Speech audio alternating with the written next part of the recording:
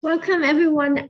So I guess it's 2 o'clock, so we should get started, and so that we have quite a tight schedule. Welcome everyone to the STAT workshop. So this is theme 2, which is on home production mainly, and then on labor market. So today we have 4 papers, mostly on genders, and also on other topics that we will maybe I think it's best just to get started so that people have enough time to talk. So it will be, you can ask questions during the talk. So I think the easier is you just jump in because the speaker will have 15 minutes, and then at the end we'll have 5 minutes for discussion. So I think it will be more interactive if we can just ask questions along the way. Now, of course, when you ask questions, please make sure your question is short and concise. And then maybe if it's a little bit more like on the extension or elaboration kind of question, we leave toward the end for the final discussion. All right, okay. So why don't we get started and have the first paper, Fasto Shohan, on the gender gaps in time use and entrepreneurship. All right, I hope everyone can see my screen and see it click through. And I guess you'll let me know if that's not the case. But thank you to the organizers for including our paper on the program. We're very excited to be here. This is very much a work in progress. Your comments and feedback will be very much appreciated. This paper is joint with Pedro Bento at Texas A&M and Lin Xiao, who's in the audience and at the Bank of Canada. And today I'll be talking about gender gaps in time use and entrepreneurship. So we're motivated by 2 observations. This paper is motivated by 2 observations. The first is that gender asymmetries in non-market responsibilities shrink with development. So women tend to spend or much of the burden in non-market responsibilities, that's domestic chores or caring for others, tends to fall disproportionately on women, particularly so in developing economies. And this gap between men and women shrinks as economies develop. Now, the second observation that motivates us is that the share of entrepreneurs declines with development. I think we'll see a paper coming up next that will talk at length about this as well, but the share of entrepreneurs, particularly low productivity entrepreneurs, declines with development. Now, before talking about my research questions, I just want to clarify what we mean by entrepreneurs. So an entrepreneur here is anyone that's self-employed, either with or without employees. In fact, this distinction will be important for us. So we're thinking about both non-employer and employer entrepreneurs. So motivated by these 2 observations, we asked 2 related research questions. The first is empirical. And that is, how does the gender gap in entrepreneurship vary with development? So how does relative proportion of male and female entrepreneurship vary with income per capita? And then motivated by the answer to this question, we ask a quantitative question, which is, how important are gender gaps in time use for explaining cross-country differences in gender gaps in entrepreneurship? And this is what I will spend today's talk talking about. As I said, this is a work in progress, so we're working towards thinking more about the implications of gender gaps in time use for other aggregate outcomes, such as aggregate productivity, output, as well as gender gaps in income, leisure, and importantly, welfare. So now, before going into what we do in this paper, I just want to think about lay the foundation of what we have in mind in terms of the intuition. Why might we think that gender gaps or gender differences in non-market responsibilities, why might that be linked with entrepreneurship? So if we believe that individuals pursue entrepreneurship because of the relative flexibility that it affords, by flexibility, I mean you can set your own hours, you can work fewer hours if you have limits on your time, then this occupation of becoming an entrepreneur is particularly attractive to those that have limits on their time. And as we'll show that one group that has limits on their time is women, particularly women in developing economies. Okay, so just getting to what we do in this paper, first with regards to our empirical findings, first set of kind of facts that we develop provide some support for this intuition that we have in mind, is that entrepreneurship is a relatively flexible occupation, or rather it allows individuals to work, choose their own hours, so it can be quite attractive to those with constraints on their time. So we use both aggregate and micro data sources across countries, all across the development spectrum, to first establish this clear ranking of hours worked by occupations. So we consider two, or rather three sets of occupations: non-employer entrepreneurs, so these are self-employed that don't hire anyone; workers, so wage workers that work for others; and employers, so self-employed that hire the other employees. So we find that non-employers work the fewest amount of hours, followed by workers and employers who work similar levels of hours. And more suggestive evidence, we show that flexibility is a particularly important motive for non-employers. So in thinking about occupations that might be attractive to those that have constraints on their time, it seems to be that becoming a non-employer entrepreneur could be quite attractive, as it allows you to work fewer hours. And indeed, individual stated motives for pursuing non-employer entrepreneurship is flexibility. Rachel, you have a question? Yes, just a quick question. So you might have mentioned it before. So non-employers here, you refer to people who are self-employed. But what about those contributing family workers? Are they inside workers because they don't get paid? So where do they belong to? So everything that we'll talk about today with respect to occupations is non-agricultural employment. So the share of these contributing family workers are most prevalent in agricultural employment. So this is all non-agricultural entrepreneurship.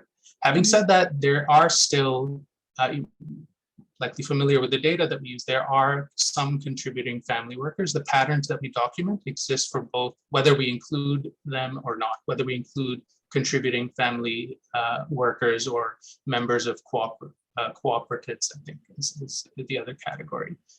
So focusing on that. When they are there, where do you put them? You put them in workers? So in our baseline, we don't include them in our sample or as a share of employment. When we do include them, we think of them as non-employers, but because we focus on non-agricultural employment, they account for a very small share of employment, even in the poorest countries that we have in our sample. So they are in non-employer? They would be non-employers, yes. They're non-employers, yes. Okay, so first thing that we do is establish this ranking of hours worked by occupation, again, providing some support for this intuition that we have in mind. Second, set of empirical patterns we discuss is we review kind of the gender gap in non-market time, and we show that it narrows with development. So again, women in poor economies tend to spend much more time on domestic chores and care activities than men in poor economies, and this difference shrinks as economies get richer. And finally, we show that the gender gap in entrepreneurship declines or narrows with development. In particular, we find that women are relatively overrepresented in entrepreneurship in poorer economies, and this gender gap reverses with development, so that in the richest economies, we have that women are actually underrepresented in entrepreneurship. And we show that this is driven exclusively by non-employer entrepreneurship. So again, this non-employer entrepreneurship, we think of being particularly attractive for those with limits on their time. So again, in line with this intuition that we have in mind. Further, we show that this pattern of declining gender gap in entrepreneurship with income is strongest for those that have presumably tighter limits on their time. So that's those with children, those that are married, those that are low education, where you can think of education as perhaps being a proxy of income. Okay, so that's sorry. Just one more question. Yeah. Why did you exclude agriculture? Like in these countries you look at, and they have quite a big share of agriculture. Yeah, that's a good question. So if we include, so we don't necessarily have too much to say about agriculture, because if we include agriculture in our sample, if we look at non-employers among agriculture, you see a relatively flat kind of gender gap in entrepreneurship with income. Yeah, and there's other concerns with kind of differences in agriculture across countries that we didn't think we had much to say about. But yeah, I guess we focus on non-agricultural employment, as we think that this is being an important margin. So we just abstract from agriculture. I guess yeah. I think in these slides we have patterns for agriculture, but it's not something we focus on. I don't think that addresses your question well. We need to justify our focus on non-agricultural employment. But yeah, just so that we're clear, these patterns that we established are talking about is just for non-agricultural employment. Okay.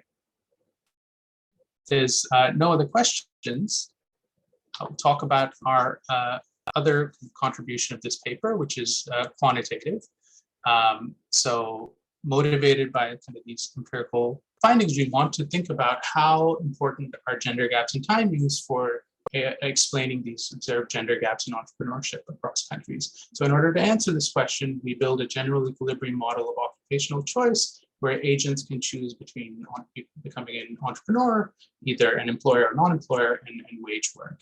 And the key feature of our model is that agents are able to, or selection into occupations is based not only on productivity, as is standard in models of occupational choice, but also their available time. So the amount of discretionary time that they have available to them. And in order to match the kind of ranking of hours that we establish, we impose that the return to hours is relatively concave for non-employers, while it's linear, in fact, for employees and employers. Now, using this framework, we allow for gender differences in the available time, so available market time that men and women have. And the second kind of gender-specific component that we allow in our model is we label it distortions, but it's really everything else that's not explained by time use. So those are the two gender differences that we introduce in our model, and we can shut these on and off one by one to quantify the role of time use in explaining gender gaps in entrepreneurship. And we find that time use explains around 1/3 of cross-country gender gaps in entrepreneurship. And that's what we'll discuss today. But again, we have in mind here, we ultimately want to also talk about how gender gaps in time use have implications for other aggregate outcomes, including average firm size, output, and welfare. So if there's no other questions, I can talk quickly about the related literature. Okay, so this paper touches on a number of themes in literature that looks at time use and hours work across countries, as well as entrepreneurship across countries.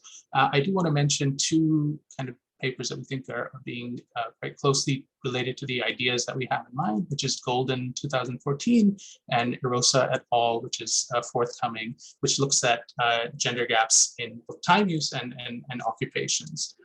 So we think our paper is being quite close to the ideas discussed here, where we're looking at not just employment, so relatively flexible wage employment, but rather entrepreneurship as well.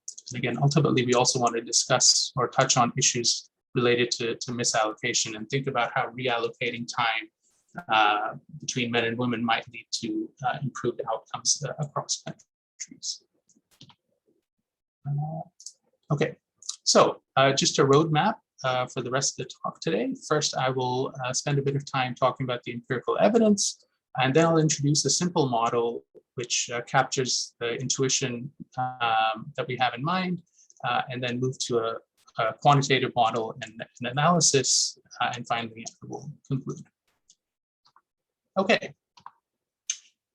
So the first kind of question that we want to think about is that, is it really the case that entrepreneurs do they work shorter or longer hours? So in order to address this question, we first use data from the US. So we look at the CPS, the current population in the US, and look at data on all self-employed.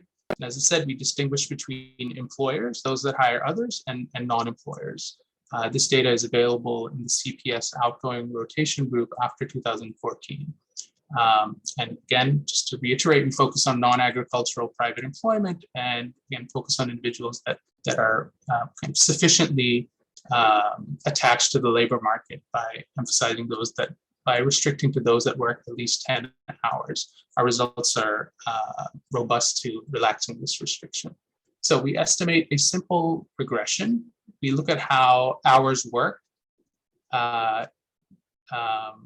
depend on the occupation of an individual. So we control for a number of observable characteristics, and we look at how hours worked in entrepreneurship vary relative to employment. So that's this coefficient beta naught, or beta 0, I should say, beta O, where O is occupation.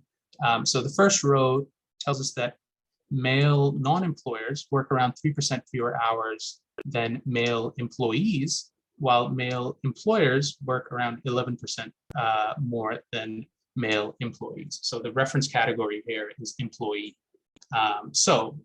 In the US, we observe among males this ranking of hours that I mentioned, that non-employers work fewer hours than employers. And for females, this ranking is even stronger. So female non-employers work even fewer, so 11% fewer hours than female employees or female workers, while female employers work around 8% longer hours. So there seems to be in the US this ranking of hours worked, where non-employers work the fewest amount of hours, followed by employees and employers. Now, does this hold across countries? After all, interested in these cross-country relationships. So we performed the same analysis using microdata from, in this figure, around 20 countries. This data comes from a combination of both the IPUM's international microdata and individual labor force surveys. And we find a similar pattern here. So what's being plotted on these, let's say focusing on this graph here on the left, is how this coefficient beta O from the same regression controlling for observable characteristics. We find that non-employers, this blue bar, works relatively fewer hours than employers. That's these red bars.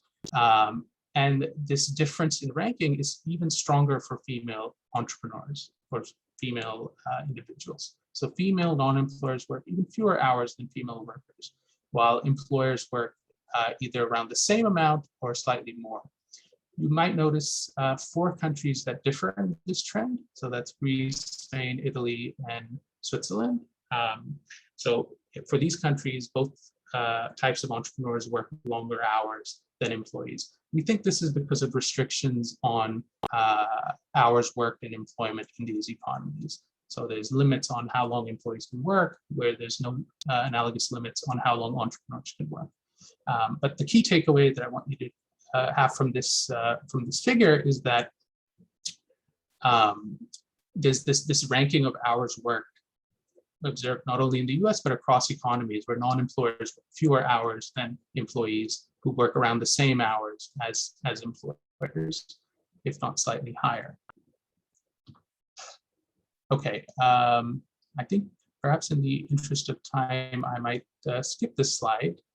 Yeah. Okay, so having established this ranking of hours across occupations, we next move to think about patterns of time use by gender across countries. So to look at these patterns of time use, we use aggregated data from 3 sources. The first is from the UN as part of their Sustainable Development Goals. Second is from OECD, and the third is a paper by Bridgman and co-authors. Some of you may be familiar with this first data source from the ILO. The ILO references the UN, so I guess that's why we here reference the UN as well. So we focus on 2 categories of time use. The first is non-market work, This refers to domestic chores and care for others, that would be cooking, cleaning, and as I mentioned, caring for others, including childcare, while the second activity pertains to kind of your biological needs. So that's eating, sleeping, going to a doctor. So we call that personal care activities. So the two panels here plots the distribution of the proportion of time spent on non-market work and personal care work for both men and women. As you can see across countries, females tend to spend more time on non-market and personal care work than males. And this is true if we focus just on non-market work as well. In fact, gender gaps in personal care are very minimal. Men and women tend to spend the same amount of time sleeping, eating, and so on. So more concretely, if we look at the gender gaps in time use across the level of development, or GDP per capita, defined as the time spent by females in activity A and divided by the time spent by males in activity A, we find that there's this clear negative relationship between GDP per capita and the gender gap in non-market work and personal care work. So focusing on this panel on the left, for example, women in Pakistan spend around 40% more in non-market work and personal care work than men do, while this analogous measure in Denmark is around 10%. So women in Denmark spend 10% longer in non-market and personal care work. The panel on the right here shows the similar gender gap where we focus only on non-market work. So gender gaps in non-market work alone are much larger than gender gaps in non-market work and personal care work. May I just jump in for a clarifying question here? Yes. So just linking back to our discussion about who you're selecting to look at choices across occupations, these graphs are not conditional on being in non-agricultural work, is that right? Yes, okay. That's right. So this is all aggregated data. So this doesn't condition on non-agricultural employment. One thing we do look at is the distinction between rural and urban, and the trends of gender gaps in time use are similar.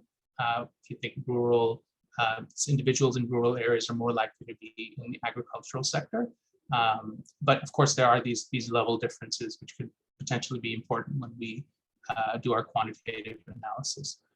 Another important thing that we want to point out is that these figures are kind of contaminated by differences in labor force participation. So we abstract from the extensive margin of employment. So and we don't look at the decision to enter the labor force. So we can also look at plot this by looking at only those that are employed. So you might be thinking that those that are out of the labor force or not employed might spend longer sleeping, and that this kind of difference might even vary by gender. So this is something we're still working on, is plotting these graphs for those that are employed and not employed. Assuredly, the decline in gender gaps in time use is evident when we look at both those that are employed and not employed, but we are missing a lot of observations where we, for kind of middle income countries. We know there's some microdata sources that we're currently working on to fill in these gaps. But yeah, that's a good question. So takeaway here is there's this narrowing of the gender gap in time use as economies develop. So now let's look at gender gaps by occupation. So we'll define gender gaps in occupation O as the ratio of the prevalence of occupation O among overall female employment divided by the prevalence of occupation O among male employment. And so, as I mentioned, we're not looking at, we're focusing on those that are already in employment as opposed to those that are in the population. So for this analysis, we look at non-agricultural employment. And again, this is data from aggregated sources from the ILO, World Bank, and the European Union labor force surveys. And the panel here on the left shows you the gender gap among employees. So a value of 1 here indicates that men and women are equally represented among in employment as workers in these economies. So these dots here are from the EU Labor Force Survey. So in poor economies, women are underrepresented as workers compared to men, while in richer economies, they're relatively equally represented. The panel on the right here shows you the gender gap in entrepreneurship. As I mentioned, this gender gap in entrepreneurship declines with development. So poor economies feature an overrepresentation of women in entrepreneurship compared to men, while this kind of gender gap flips, reverses with development, where in a country like Romania, for example, women are relatively underrepresented in entrepreneurship. So this panel B here, is for all entrepreneurs. It includes both employers and non-employers. Now we can split this up into non-employers and employers separately. And we can see that this pattern that we saw in the previous slide is driven exclusively by gender gaps among non-employers. So it's really the non-employers that, gender gap in non-employers that declines with development. We don't see a strong systematic pattern with gender gaps among employers as economies develop. So we have a number of extra kind of analysis that we do here, which I'll skip in the interest of time. But again, the key takeaway here is that there's this decline in the gender gap in entrepreneurship as economies develop, and it's driven exclusively by non-employers. And non-employers, remember, is this occupation where individuals who are non-employers work fewer hours than those that are employers or employees. Now, can I just clarify some of the intuition that you have earlier on? Yeah. So you highlight flexibility, saying that how over time females non-market work when relative to men is falling. So that gives a sense that women now has more time in a way because they do less non-market work. If that is true, wouldn't you expect the employer figure to have more change compared to the non-employer figure? Because non-employer, as you showed earlier, they work less hours. So now women has less non-market time. They also less likely to be non-employer. That's kind of puzzling. That sort of question, whether this is the need on their budget, on their time budget constraint, or is it job opportunity? Is it more employee opportunity now for women to work, or is it really to do with their time use? So yeah, just from these two sets of figures. Okay, I guess I will appeal to kind of the theory that we have in mind, which I recognize you haven't seen yet, but in the model, we will see an increase in the share of employers, but our model features much stronger selection based on productivity to becoming an employer. So if you're a good, highly productive agent, you will choose to become an employer, even if you have relatively low kind of levels of time use. So yeah, selection into becoming an employer depends mainly on productivity rather than time use. So yeah, we do see this shift in the model. It's just not as strong, consistent with what we see in the data. Okay. So one last thing, again, pushing in this direction that it might be really about time uses. We conduct this kind of plot these same figures, if you will, for subgroups of the population. So to do this analysis, we look at micro level data from IPOMs, and we split up our sample into those that have high and low education.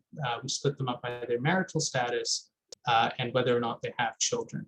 The idea being that, for example, those that have children might have kind of these stronger constraints or more non-market responsibilities. And let's focus on this panel in the middle.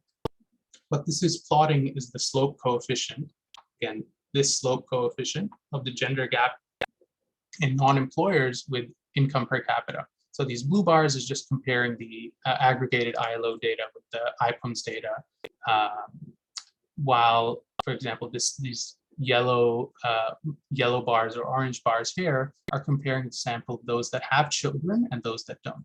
And you can see that this pattern of declining gender gaps in entrepreneurship is stronger for those that have at least one child. Similarly, those that are married might again have more constraints on their time, more limits on their time. And you see a slightly stronger pattern of gender gaps in entrepreneurship.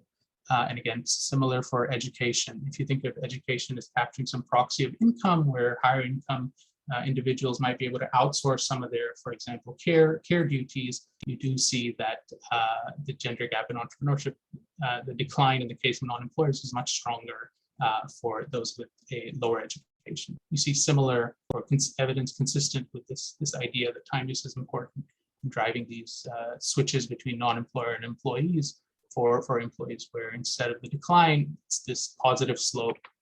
We call it this positive slope here, which is strong. So yeah, I hope that kind of pushes in this direction. There might be something to do with the time use. Of course, there's lots of other things going on here as well when you think about these subgroups. Okay, so just to very quickly summarize, we established this ranking of hours worked, where non-employers work fewer than employees and employers.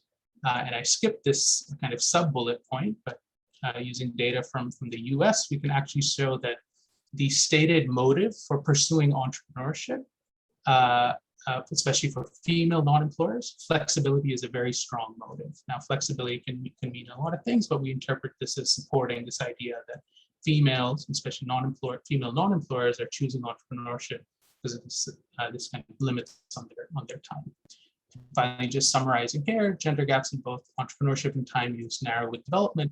This is driven exclusively by non-employers. And Rachel, to kind of answer your question, we see similar patterns when including these non-contributing family workers. Again, partly because we're focusing on the non-agricultural employment. So how do we interpret these facts? So we argue that time use is an important margin of selection into non-employer entrepreneurship. So what this should imply then is that asymmetries in time use can generate asymmetries in entrepreneurship. So we formalize this intuition in a simple model of occupational choice. So the setup is hopefully quite straightforward. Individuals vary in their productivity Z in entrepreneurship and their available time, which we call H bar. Preferences, individuals vary over these two dimensions, and they have preferences over consumption and leisure. So this H bar Sorry, is kind of the Z here is for both non-employer and employers? Oh, yes. The Z here is for both non-employers and employers. So the model do not separate employer and non-employer? So they do have different production functions, but the ability, the kind of utilization of your Z shows up in both production functions. Okay. And again, this is just a simple model. This is only one group. There's no gender here yet. This is just to kind of fix ideas. So these agents vary in their productivity, which Rachel allowed me to clarify is utilized in entrepreneurship, both employer and non-employer, as well as the available time that they have, this H bar. So the occupational choice of agents then is determined not only by their productivity as in kind of the standard Lucas framework, but also the available time that they have, this H bar. Individuals choose one of three occupations, as well as the hours that they work, H. Workers will simply work for others and earn the product of wages, W, times the hours that they choose to work. Employers will hire workers and use their own hours as input, while non-employers will only use their own hours as an input to production. Sorry, I'm just going to highlight this chat window. Okay, so then the problem for entrepreneurs, whether you can be an employer or non-employer, employers hire workers, use their own hours and their productivity Z to maximize basically their profits, which are their earnings. given by this kind of standard expression, which depends on their own productivity, and in this case also the hours that they choose to work, which is an input to production. And notice here that earnings as an employer are linear in the hours that you choose to work. So they're linear in this H, as are earnings as an employee. That was simply wage times the hours that you work. On the other hand, for non-employers simply have a single input to production in terms of time. They just use their own hours and their own productivity to consume the following. So this is the output that they produce, which they consume, where this chi captures the relative productivity of kind of the non-employer sector, where A was this productivity of the employer sector. And they use the same entrepreneurial productivity C, and their hours H are hit by this kind of exponent lambda. And in order to match this ranking of hours that we observe, we have this lambda as being less than 1, so that earnings as a non-employer are concave in hours. This is consistent with work by Golden and Rosa et al., among others, who generate this ranking of hours. We have decreasing returns to hours, you'll spend less time in that occupation. A relatively concave occupation has fewer hours worked in equilibrium. Okay, so if there's no other questions, I can talk about the occupational map, which again, agents will make an occupational choice. They'll basically choose how much to consume by choosing their occupation, one of these three being a worker, non-employer, entrepreneur, and the hours that they work. So this map summarizes the occupational choice decisions of workers. See, in contrast to kind of the standard model where only productivity matters, we also have this level of discretionary hours. So as agents increase their, or as discretionary hours, this H bar, the available time that they have to work in the market, as that increases, kind of mid-productivity agent would switch from becoming a non-employer to becoming a worker. If you're relatively high productivity, you will switch from becoming a non-employer to an employer. So that this model does capture this idea that you had in mind. So you have switches both to being a worker as well as an employer. So having lower available time H bar will push agents into becoming non-employer entrepreneurs. Now this model, this simple model, doesn't feature any gender here, but you can imagine if you have kind of low levels of discretionary hours, this H bar, the economy will feature much more non-employers compared to the economy or the agent, which has relatively high levels of this H bar. One quick thing I want to mention is that you'll notice this kind of our model doesn't feature this selection into different types of entrepreneurship from the extreme ends of the productivity distribution. Our focus here is on this discretionary hours H bar.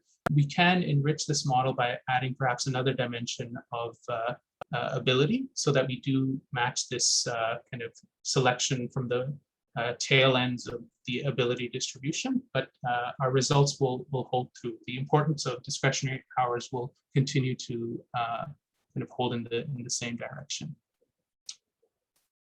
Okay, so that's just the simple model capturing exactly this intuition that we have in mind. You have this occupation that allows you to work relatively fewer hours. So if you have this lower level of market time H bar, you're more likely to select into that occupation. So now we take this, now we take this simple model, add gender, and conduct some quantitative analysis. And again, let's remember we're focused on answering the question, how important are gender gaps in time use in explaining the gender gaps in entrepreneurship that we just discussed. So this is a general equilibrium occupational choice model, which features heterogeneous households now. So we're moving from an individual model to one with households. And each household consists of two members, a male and a female member, and will allow this gender-specific total available time, H bar, indexed by J. And this we will take directly from the data. We've experimented and currently still working on versions of this where you kind of can start with 24 hours in a day and then use different parameters to match what we see in the data. But for now, we'll take this available time, H bar, that's gender specific, directly from the data. We'll also allow productivity to be a random draw from a gender specific Pareto distribution. So men or women, we allow them to be draw from different ability or productivity distributions, so that households are represented by the state variable, basically the productivities are of male and female members. And now another additional component that we add is that we allow for gender and occupation specific distortions in income. This really captures the residual, this captures everything that isn't captured by gender specific time use. So you can think of this as discrimination or really anything else. So we model this as a proportional tax or subsidy. That's these TAUs. So the effective income that agents receive is not the income that we saw in the previous model, but it's hit with this 1 minus tau product here. So given this, then the households problem is as follows. So at the household level, they care about the joint utility of both members. So here we have kind of just additive utility. So the utility of both male and female members, and the budget constraint combines the resources of both members. And also we allow for these kind of taxes to be rebated back to agents. Our results are robust to abstracting from this. We include this for the time being to think about welfare or to conduct welfare experiments. But this kind of transfer TR here is not crucial. There's a question in the chat, and also I wanted to follow up on that. So basically, H bar is the time from time use that is exogenously given for each country that you have. So it's time that's after you have finished the home production time, right? Yeah, exactly. So it's exogenous.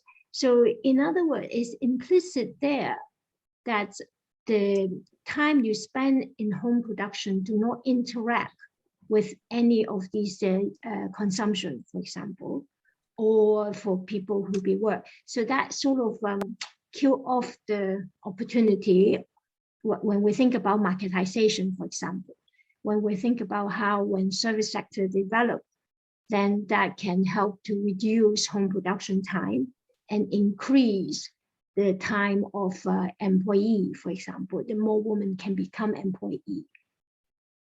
I see. So is the idea that you'd want to see something in the utility function which accounts for this? You know, you start off with 24 hours a day, and then you make a choice of how much to spend. Yeah, I mean, that's a good point. So this is like a second stage. Is as if there is something behind that determine H bar. So I think it might be mainly will be just a quantitative result that will be affected, meaning that if H bar itself is affected by the selection process and what kind of jobs can be outsourced, and then the H bar, there's a feedback to the H bar. Yeah. That's a good point. We can definitely try this. We did go down this road of, again, starting with 24 hours in a day, and mapping into, say, you can think of it as white goods technology being different across economies, and that could be used to map into endogenously generate market work. But yeah, that's something we can definitely try. Thank you. That's a good point. And yeah, Isabel, I hope that answers this question. This is exactly time that you have left over after you've spent it in non-market work and personal care work. Okay, just a little bit of notation here, which I will skip since I think I only have, is it 5 minutes or 10? Okay, all right. So 6 minutes, and then it will be general discussion. Okay, perfect. Thank you. So the definition of equilibrium is standard. It's, in this case, prices, which are just wages, and policy functions, so that essentially everyone is happy and market's clear. One, again, because we have these transfers, we impose also that the government budget is balanced in each period. Again, we can, this condition is not necessary. We can also think of these distortions and just throwing income away without a change to our results. Oops. Okay, so given this setup, this is the strategy that we apply to kind of again get to the role of gender gaps in time use and explaining gender gaps in entrepreneurship. That's what we'll focus on today. So we'll start by calibrating the fundamental parameters of the model to match the U.S. economy.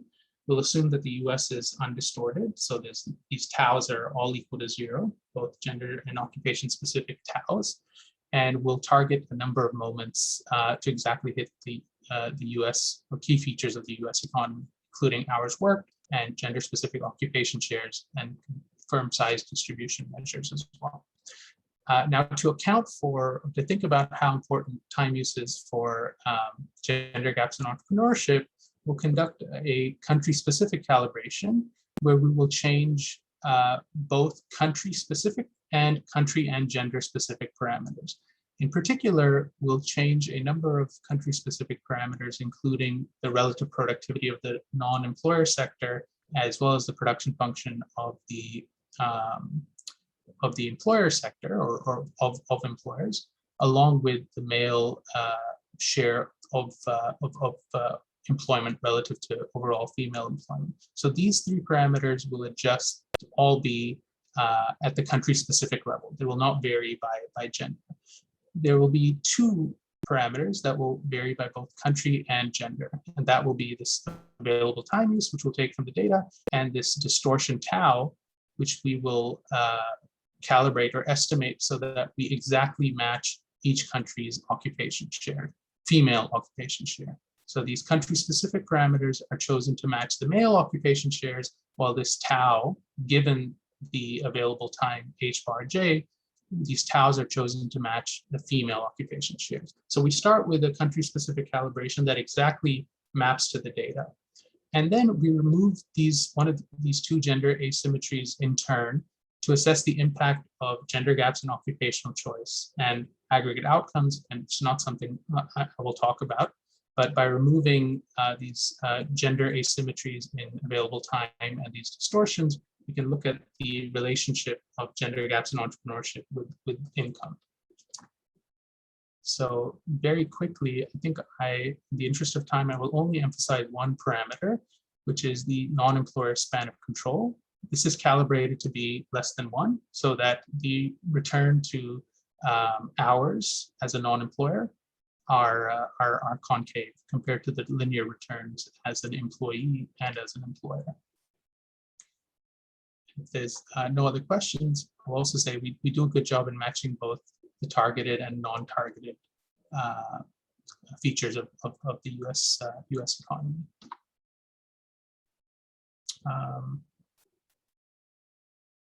Okay, so I will very quickly describe just the comparative statics. I think this addresses the question that was asked earlier as well. So just as a very simple exercise, we take the calibrated model and we change the ratio. So we adjust the ratio of these gender gaps, available gender gaps in time use, while keeping the sum of these H bar and HFM constant. In this model, the level of this sum makes a difference. So throughout our analysis, we keep it constant.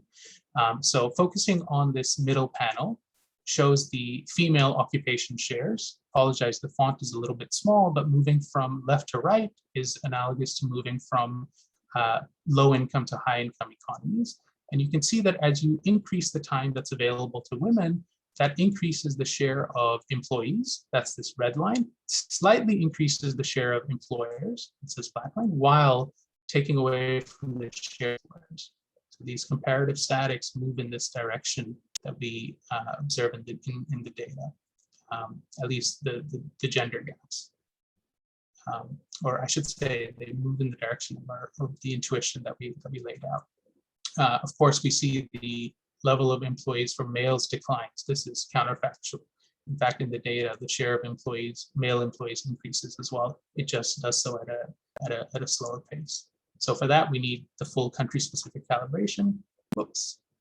Oh no. Sorry about that. Okay. This is, I think the last thing that I will show, since it kind of summarizes maybe the second last thing that I will show.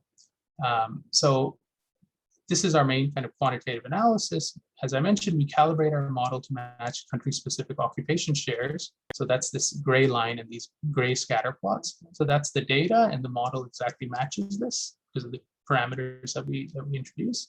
And this exercise removes gender-specific distortions. So it sets gender-specific distortions to be equal to 0, which is at the level of the US economy. So now the only thing that is different across genders is these gender gaps in time use. So the relationship between gender gap in occupation shares is shown in this counterfactual model is shown by the red line.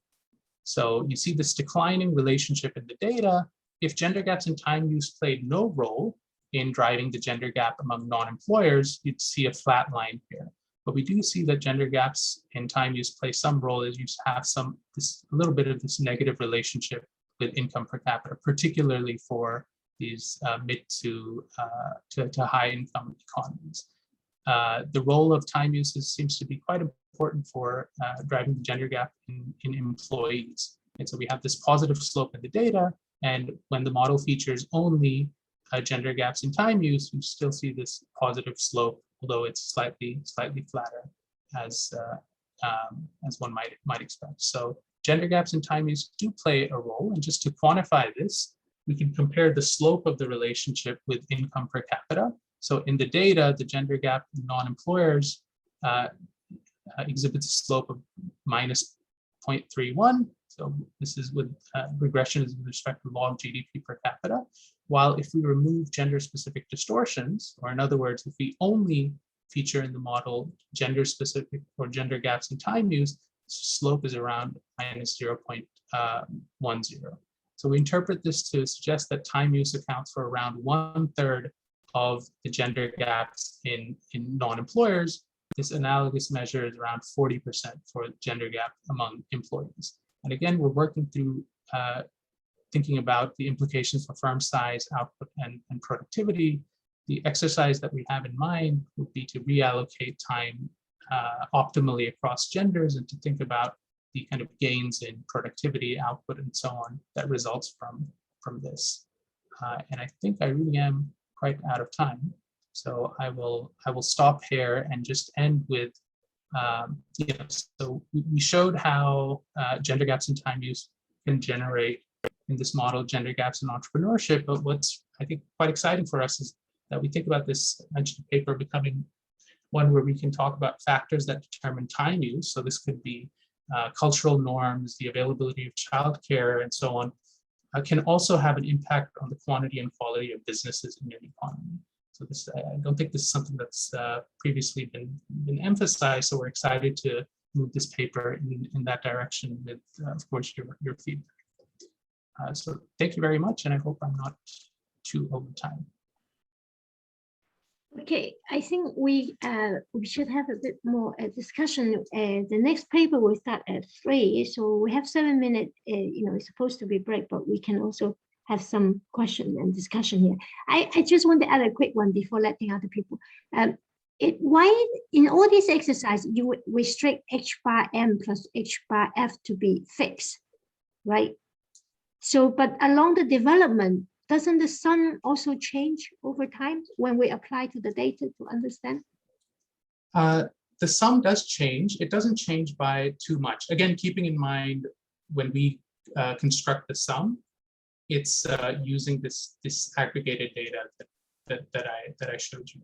I guess the sum also features this pattern of I believe it increases with development.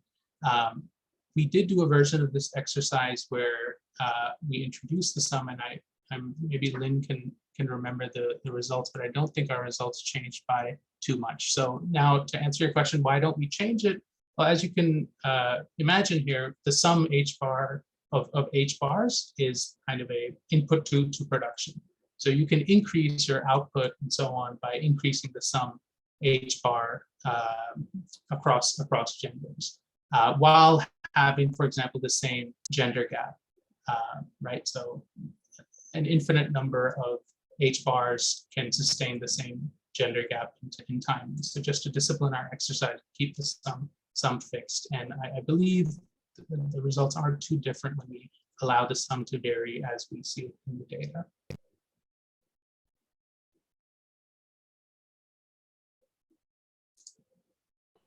Go ahead, Kevin. Yeah, this is really interesting. And I just sort of want to follow up on something Rachel asked earlier. I guess both of Rachel's questions, honestly. But I sort of put something like this in the chat too. And I think the quantitative exercises seem really, really useful for sort of understanding the mechanics behind the model. But then when I try to think about the economics behind them, I get a little bit more confused. I think for the same reason Rachel did. Like when I think about holding the total number of hours, the HF plus HM fixed, but then shifting who gets those hours. Mm-hmm. It's a bit strange because like I'm thinking about this in a world in which like there's some fixed amount of homework that the household has to do. And what that exercise is now telling me is, oh, before we assumed that women had to do it, but now we're assuming men have to do it. But neither one of those interacts with like the Z's or the taus or anything like that, or any of the things we think about as releasing labor, like Rachel was saying, through technological advances in home production. So it just seems like, I think, like I said, I think those exercises are great, but if maybe you could speak a little bit about just sort of like the economic content behind them and sort of what you have in mind.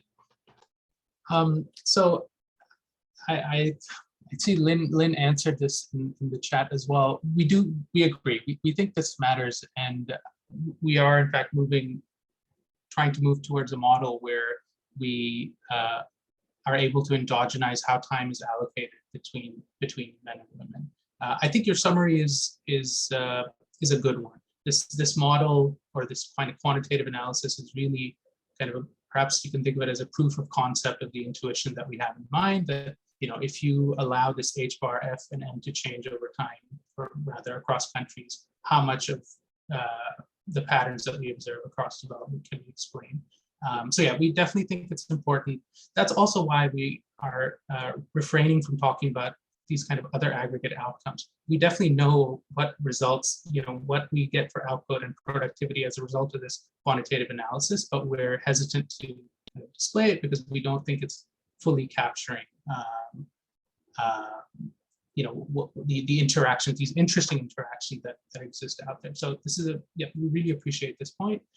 It's something we definitely wanted to do, but this is the encouragement that we needed to continue to kind of pursue it. So thank you.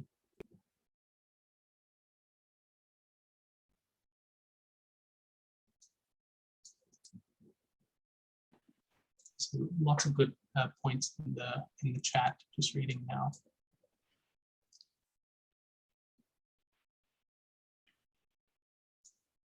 So we actually have another 7 minutes if someone need to have a break. Next one we start at 3:05, but we can have more questions if there's any in the chat. If you type a question in the chat and it hasn't been addressed, please just feel free to speed up. I think Gisela has a question. Yeah. So right now the model is, so Gisela asked, what about the idea that men and women can switch as this ratio changes? Does the model allow people to switch occupations? Our model right now is not dynamic, it's just static.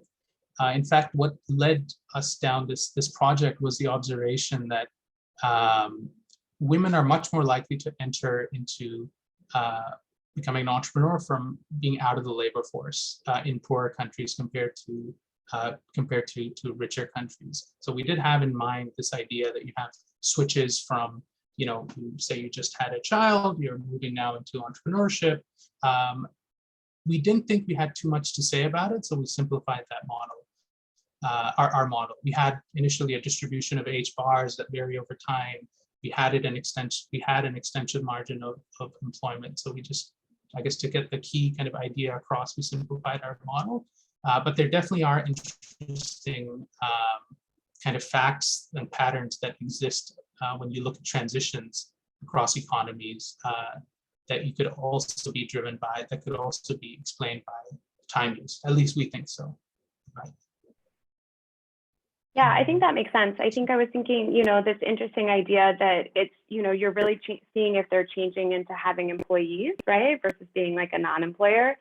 But there's probably a lot of movement just within the non-employer switching from different occupations, right? That may earn higher profits amongst them. Yeah, no, that's right.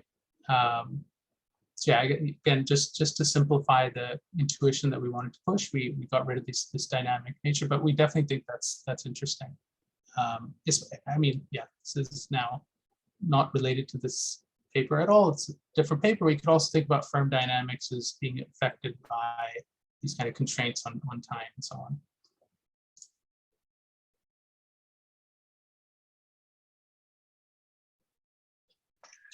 Since we have time, can I ask a question? So you mentioned briefly that in the model, whether you choose to become an employer or wage worker completely depends on productivity, right? Yeah. While the time use is a different decision to once you are already in this occupation, you decide how much time to spend given how much time you have. So I may have misspoken. It doesn't completely depend on your productivity. This margin of selection, productivity is just much more important. Okay, I've stopped sharing my screen, but if you look at the occupational map, there is this shift in the division of non-employers and employers as this H bar changes. But productivity kind of dominates much more so when you're choosing to become an employer. So H bar does still have a role to play. It's just much weaker than whether or not you decide to be a non-employer. Okay. Yeah, I wish I hadn't stopped sharing, but you can see in the occupational map, this H bar does make a difference. And yeah, as I also, this is relevant for, I think, related to the paper you're about to present is, we can also introduce this non-employers coming from the left end of the productivity or ability distribution by adding another dimension of heterogeneity, say worker heterogeneity. So as a non-employer, not only your Z, but this worker level heterogeneity might matter as well. But again, the implications for time use will remain unchanged. Yeah, I think it might be a good idea to separate that Z for the non-employer and the employer, because in your model's prediction, when the H bar going high enough, then you only have two occupations left. You either, but in the data that you are showing, even for very advanced country, you will still have the three categories. So you might want to have that second dimension. I don't know. Yeah. No, that's a good point. And yeah, exactly. This second dimension will get us there. All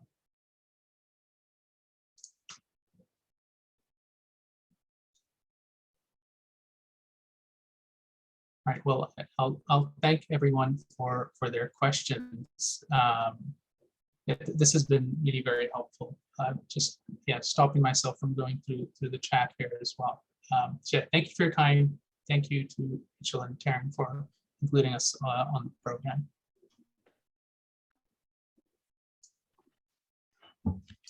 So you can try to you can try to share to see if it works.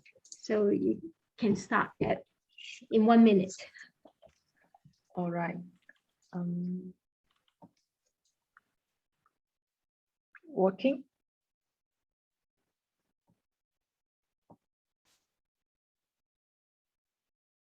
You see my screen? Yes. Okay.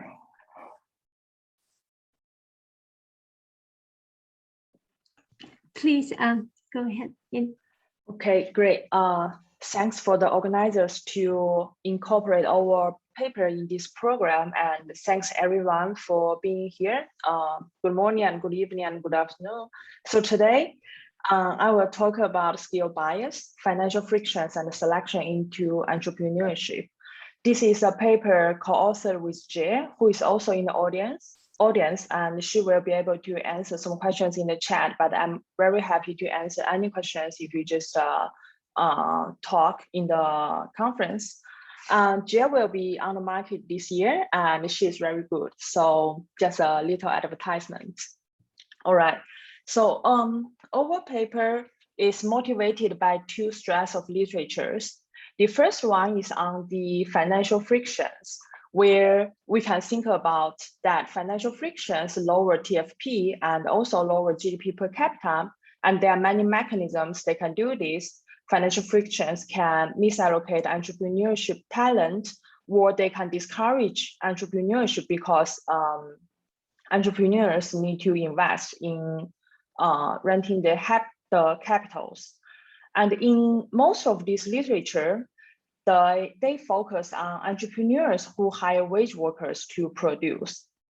But at the same time, there are many other literature on microcredits where they use random trials in developing countries, trying to encourage entrepreneurship by giving cash transfers or giving subsidized credits, while they only find very modest positive effects on income and welfare.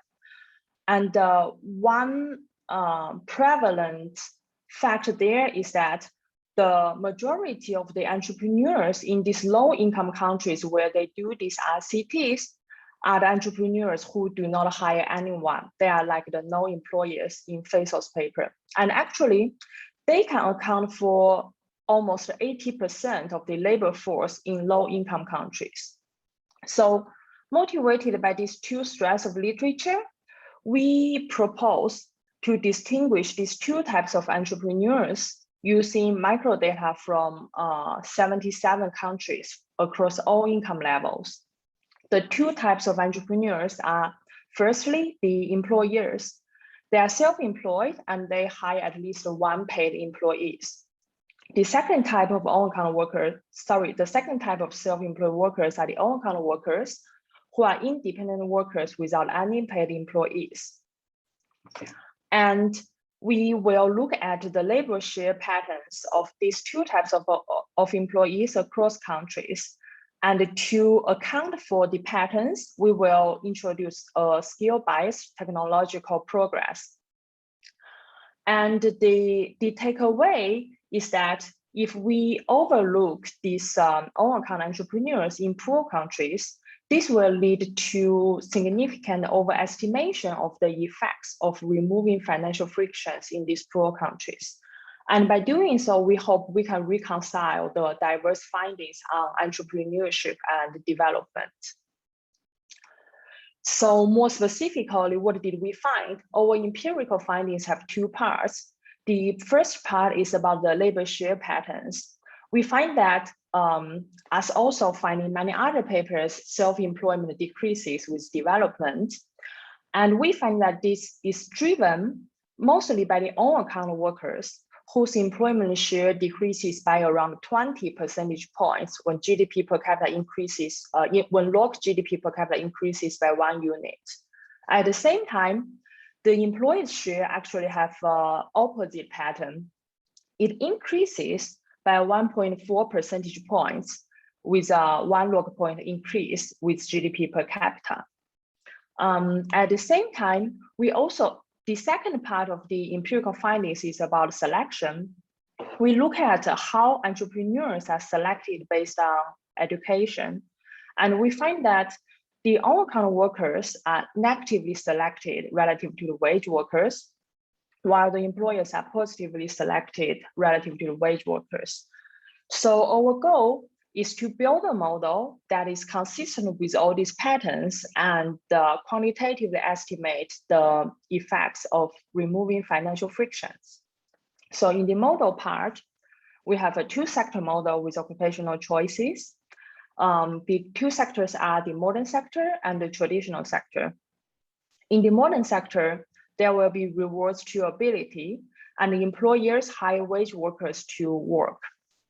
In the traditional sector, we assume there is no rewards to ability, but you can relax this to an extent where the rewards to ability is lower than in the modern sector. And all account workers will work on themselves in this sector. They do not hire anybody. And similar to the previous paper, the agents are heterogeneous in 2 dimensions. This time it's about ability and wealth. And we will assume that the self-employed workers face financial frictions in terms of borrowing constraints. Across countries, there will be two exogenous differences. One is the skill-based technological progress in the term that the relative productivity of the modern sector to the traditional sector is higher in rich countries. This just means that the return to human capital is higher in modern sector in rich economies. And the second exogenous difference across countries is the financial development level in the terms of collateral constraints that given earning wealth level, an individual in rich economies will be able to borrow more. And hopefully later we will be able to convince you that this calibrated model can account for the cross-country empirical findings that we just talked about. And we want to use this model to get the quantitative implications. So what do we do? In the benchmark model, if we remove financial frictions in the low-income countries, we find that GDP per capita can increase by around 20%. And almost all of this is driven by the 20% increase in the modern sector TFP. In contrast, when we remove financial frictions, the traditional sector TFP only increased modestly by 2%. And we want to emphasize the mechanism we have here is mostly on the reallocation of employment. There's employment reallocation within the modern sector. Because of the relaxed financial constraints, the previous employers who have high wealth but low ability now will only become wage workers, but the previous high ability but low wealth individuals can become employers when we look at a richer country where the financial constraint is relaxed. And also there is employment reallocation between two sectors. We find that when we remove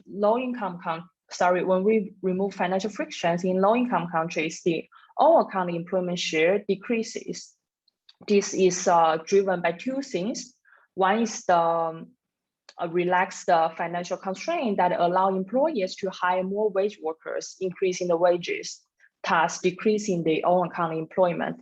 The second driving force is the skill-based technological progress, this is only for the counterfactual experiment in the low-income countries. So this is completely coming from relaxing the financial constraints. All right. So we, to emphasize our proposed mechanism of skill-based technological progress, we compare this model, benchmark model, to a skill-neutral model, where we will assume the relative productivity of modern to traditional sector productivity does not change across countries. And then we find that that model cannot generate the high all-account employment share in poor economies. Compared to the 80% all-account employment share in the data, that model only generates around 30% all-account employment share. And because of this, that model will overpredict the output gain by 12 percentage points. This is because they overestimate the importance of the traditional sector. They overestimate the importance of the modern sector, which benefits a lot from the relax of financial constraints. So that's mostly. Yeah, go ahead. Can I just ask some question, because this paper is so much related to the previous paper. So to help us to understand, is it very interesting, topic to separate the entrepreneur into non-employer and employer or owner kind of worker. So there's few things linking the two papers just to help us understand the economics. First, in your paper, the ability here will be linked to education. Is that how you look into the skill-based technical change? whereas in previous paper, that productivity is just some, general productivity that will be calibrated to match some moments. Whereas here, the skill will be linked up to the education. That's the first thing I want you to be able to compare. The second thing, if you can compare also to the previous paper, is the previous paper, think about the time constraint, the H bar and the wedges, the tau, and try to do that counterfactual exercise. In your case, it will be thinking about skill bias, technical change, and the financial friction. So somehow, all these factors are there, in the data.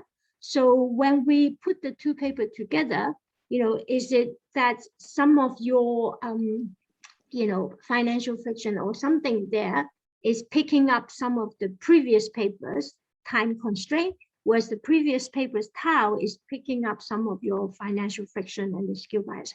Should be good to, Faisal, you can feel free to join too. Yeah, just so that we see the picture before we go to the detail of the model.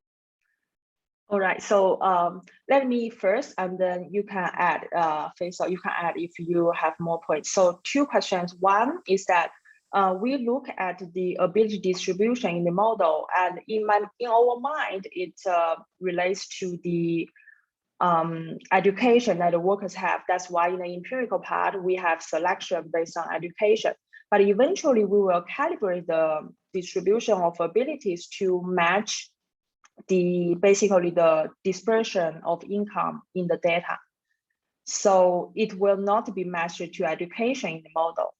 The second part about the different mechanisms, right? Of course, they are all present here. We focus on financial frictions and skill-based technological progress. And because this pattern is, we are not emphasizing the gender differences. And actually, the majority of our work will focus on prime age males because they are the major labor force. And we want to abstract away from the, for example, female labor force participation decisions and staff. So in this dimension, I think Faisal's paper is a new angle focused on the gender gaps, and there are many more interesting things that could play a role there. That's my understanding. So yeah, we focus on prime age males. I don't think I have too much more to add other than just to remind you that in our model, we calibrate using country-specific parameters to match male occupation shares. So as Ying mentioned, we focus on the gender gap. So these country-specific parameters can be used to map these kind of, you can think of as aggregate occupation shares. So which is, I think, consistent to what Ying is doing.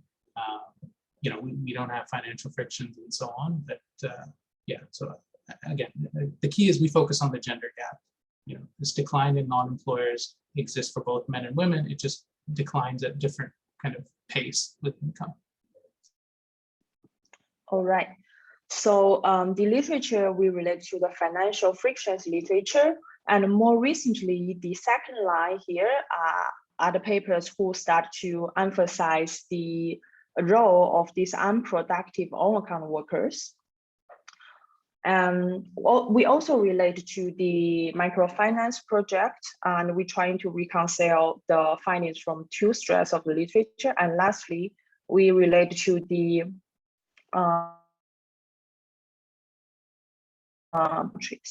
that's the introduction.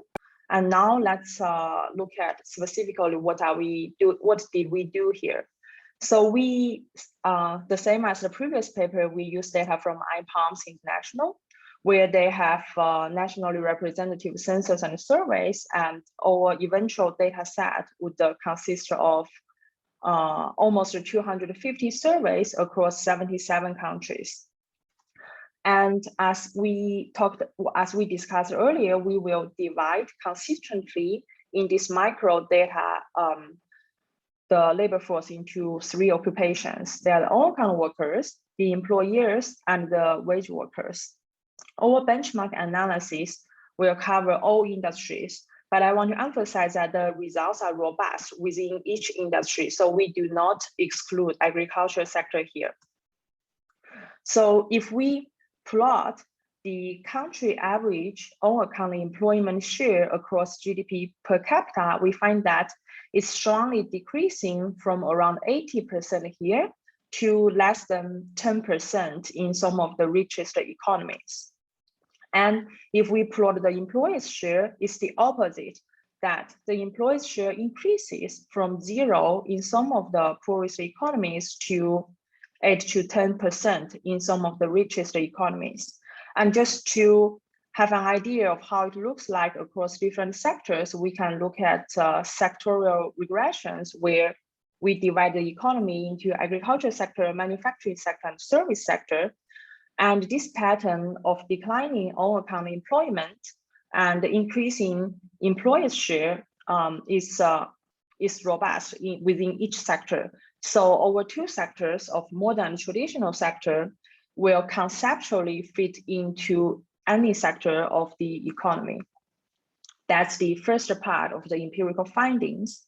The second part of the empirical findings, we will use a multinomial probability model to estimate the effect of education on occupational choices. So the outcome variables are 3 unordered occupations where you can be on account, wage worker, or employers. And you make this decision based on your education and some of the other control variables in the X. In the benchmark results, we will use the number of years of schooling as the measure of education. We can also use education attainment. The control variables will include the quadratic form of the age, whether the person is native or not, and also the urban-rural status. And we will end in 117 country surveys that have data on this individual level characteristics. And if we look at the average marginal effects of education occupational choices based on this multinomial probability model, we find that if on average, if you increase the schooling by 1 year, the probability of being an employer increases in all the samples in our data, no matter what development level this country is at. At the same time, increasing schooling will decrease the individual's probability to become on-account worker. That probability decreases by 2% on average, and it's widespread. So this is the empirical facts on selection of into different occupations based on education. And we will yeah, sorry, that picture, does it depends on the sector as well? Because this one, yeah, we haven't checked that, but we can, yes. All right. So we will try to build a model that is consistent with all these empirical findings and ask what are the effects of financial frictions. We will have a continuum of infinite-lived agents with measure 1. They are heterogeneous in ability, which forms a log normal distribution. And there is a constant hazard rate that with a probability 1 minus lambda, your previous ability is destroyed and you have to draw a new ability from this distribution. And the agents will also be heterogeneous in wealth, but this wealth eventually in equilibrium is going to be an endogenous outcome. So there are productions for these two sectors. In the traditional sector, the on-account workers work on their own using this technology, AT, and they can also use capital. In the benchmark model, we will just assume this capital share eta to be 0, and we will relax that assumption when we move to an extended model where we consider the policy implications. In the modern sector, they will use this technology of AM, and actually is the employer's ability, and they hire workers, L, efficiency units of workers, and run capital K to produce all together. And we will have preference over consumption of the traditional sector goods and modern sector goods. The sigma here, we use a constant relative reservation utility, and the sigma here decides the agent's willingness to substitute consumptions across time. And the rho here is very important. It gives us the elasticity of substitution between traditional sector and modern sector goods. That's the setup for the we can look at the occupational choices. The individuals will make their choices to maximize their value. The income of the on-account workers is just the relative price of the traditional sector goods times their output, subject to the financial constraint. The wage workers will have a linear return to their human capital, where W is the equilibrium wage. Lastly, the employers, they will have their output after they pay for the labor and pay for the capital rental rate. They will collect all the profits as their income, subject to the financial constraint. So the value functions for each occupation is their flow utility in this period, plus a discounted utility of the expectation in the future periods where the state variables are their ability and their wealth level, and subject to this budget constraint where they decide how much to consume for 2 goods and how much asset to hold till the next period. So the stationary equilibrium is the standard where all the 3 prices will solve the households and firms problem, and all the market is clear: the asset market, the labor market, and the goods market. And lastly, we will focus on the stationary equilibrium where the distribution of ability and wealth is stationary across time. So that's the setup of the model. What are the implications? If we look at this model where we consider a case there's no financial frictions, that is the collateral constraint phi goes to infinity, everyone is sorted based on their ability owning. Because the on-account workers do not receive returns to ability, the income is flat, and the wage workers has a linear return, while the employers, the return is concave. Therefore, only the most able agents become employers and the least able agents become on-account workers. Now we put it into a case where there is financial constraints, and we will find something similar to the previous paper that they sort based on these 2 dimensions. The least able become on-account workers. The highest ability and the richest agents become employers, which are the white area, and the green areas are the wage workers. And it's not necessarily true that these 2 lines will not intersect here. Actually, it's a quantitative question. They can actually intersect here. We just put it here for it to be more clear. And what happens if we relax the financial constraints? If we relax financial constraints here, we will allow the low wealth but high ability workers now to become employers who are originally wage workers, and this part of the previous high wealth but low ability employers will now become wage workers.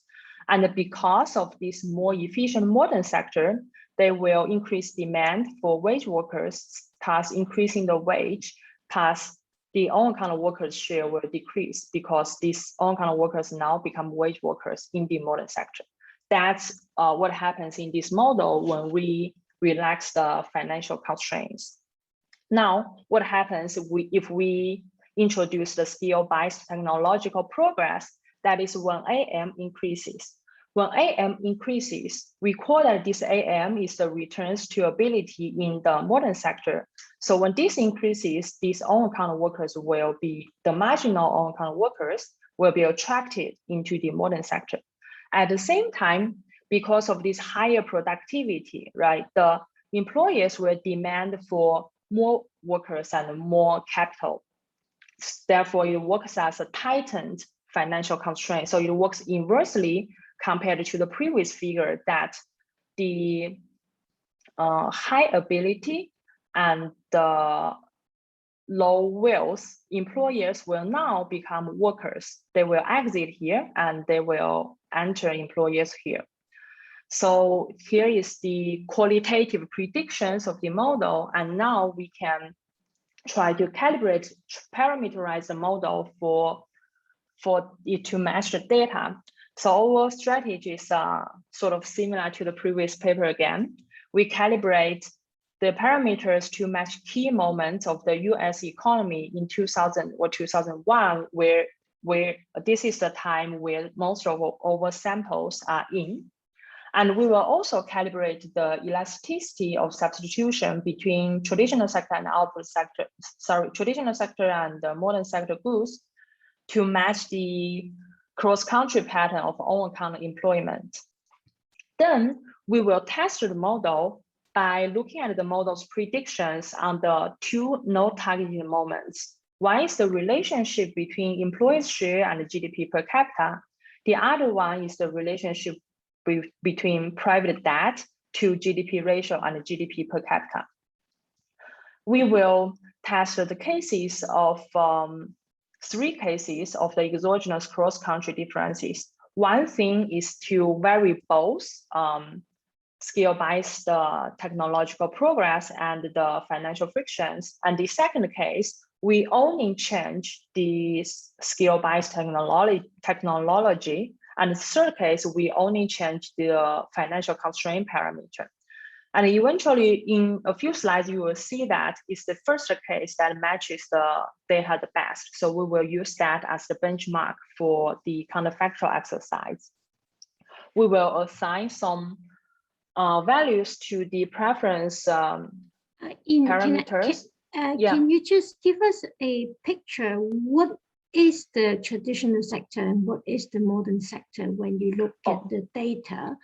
And also, like these AM and AT, are they measured some way, or there's some residual to match some moments? And and how do we think about the elasticity of substitution role between these two? Yeah. Great. So as we talked about at the very beginning, the modern sector are this group of workers who are either employees or employers.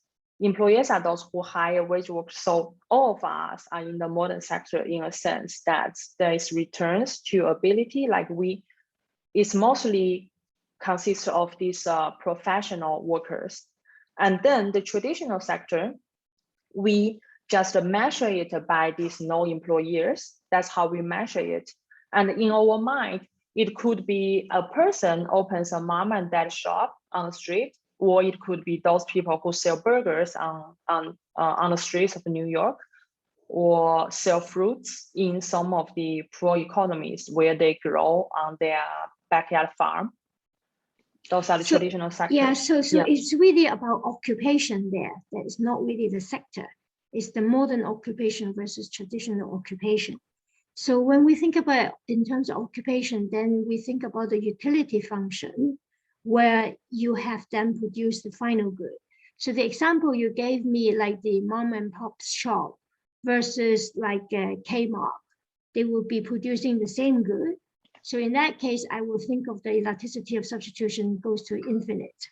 On the other hand, if I think about, the traditional is a farmer and the modern is a doctor, then the elasticity of substitution will go to 0. So that's why, I wanted to see, how should we think about this role? Because role is going to be quite important for your quantitative results, right? Exactly. And this is something sort of we struggled for a while, because a potato you bought from a farmer versus a potato you bought in a Kmart is like almost a perfect substitute. But some people may just prefer the things that they bought from a like KMAT, like in the a modern sector output, because they think they have some sort of qualifications. And what I can preview is that we calibrate the role to be like 2.3 here, even though we cannot measure that empirically in the data, because you cannot distinguish whether the household bought this potato from a Kmart or from the traditional sector. But we can relate this to the existing literature. One is the elasticity between unskilled versus skilled workers, because these two sectors are sort of, one is more skilled than the other sector. And they are the, I think it's author and his co-author's paper, it was between 1 and 2.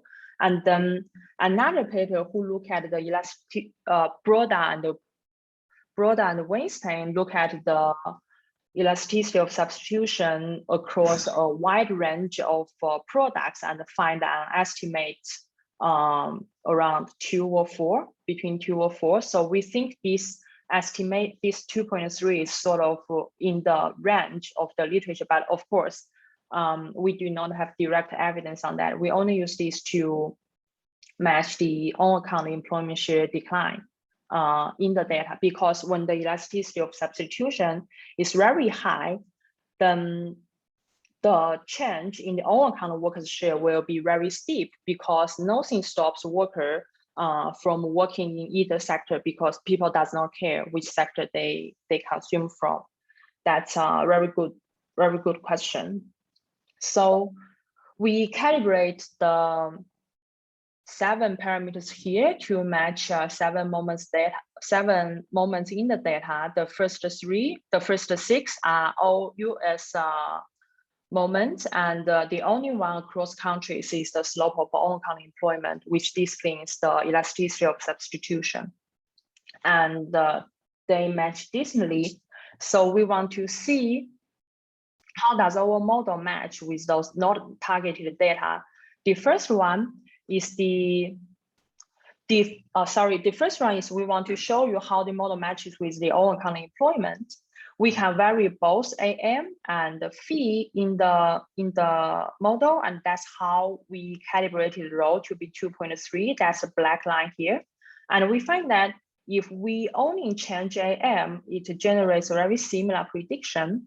But if we want to match this only by varying the financial frictions, it cannot generate this large range of GDP per capita changes, and the slope is relatively small. If we want to match this on-account employment share by only change fee, this would lead to unrealistically large estimate of roles. So this is why we focus on the case of varying both AM and fee. And now we want to test how does this model behave when we look at other moments. The first one is the employer's share.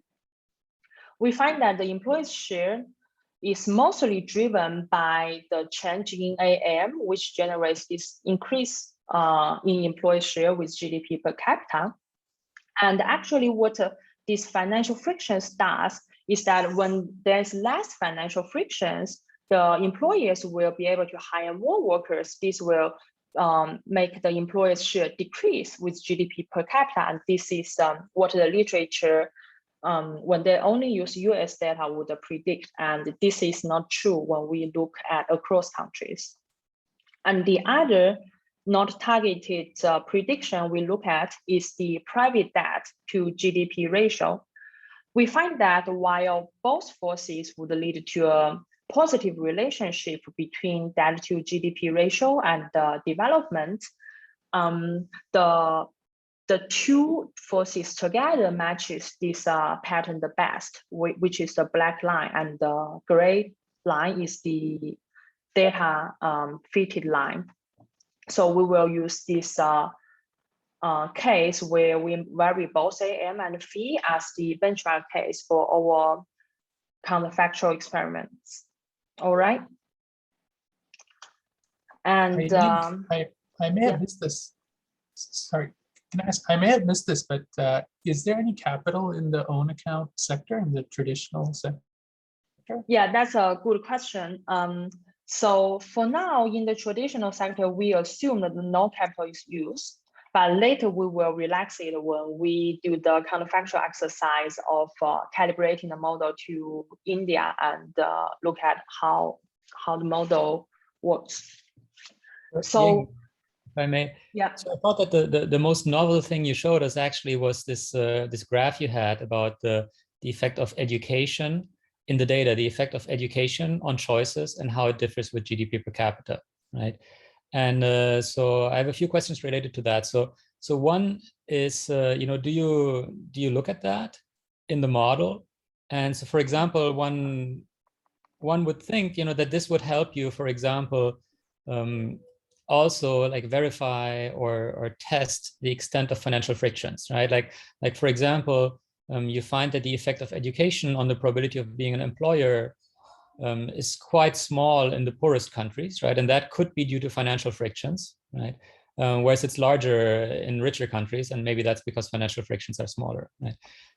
At the same time, you know, the effect at the other margin, like for the probability of being an own account worker, that's maybe not due to financial frictions, but due to some other stuff. So it'll be interesting to look at that too. Yeah, the short answer is that in the model, we can plot the average ability of the employers and the average ability of the own account workers relative to the wage workers. We do, it's not in the slides, but we do find that the employers' average ability is higher while the own account ability is lower, but we cannot match the fact that the own account the own account selection is increasing with development. That's the thing we cannot match. But yes, that's a good point, that raises different mechanisms that leads to this selection.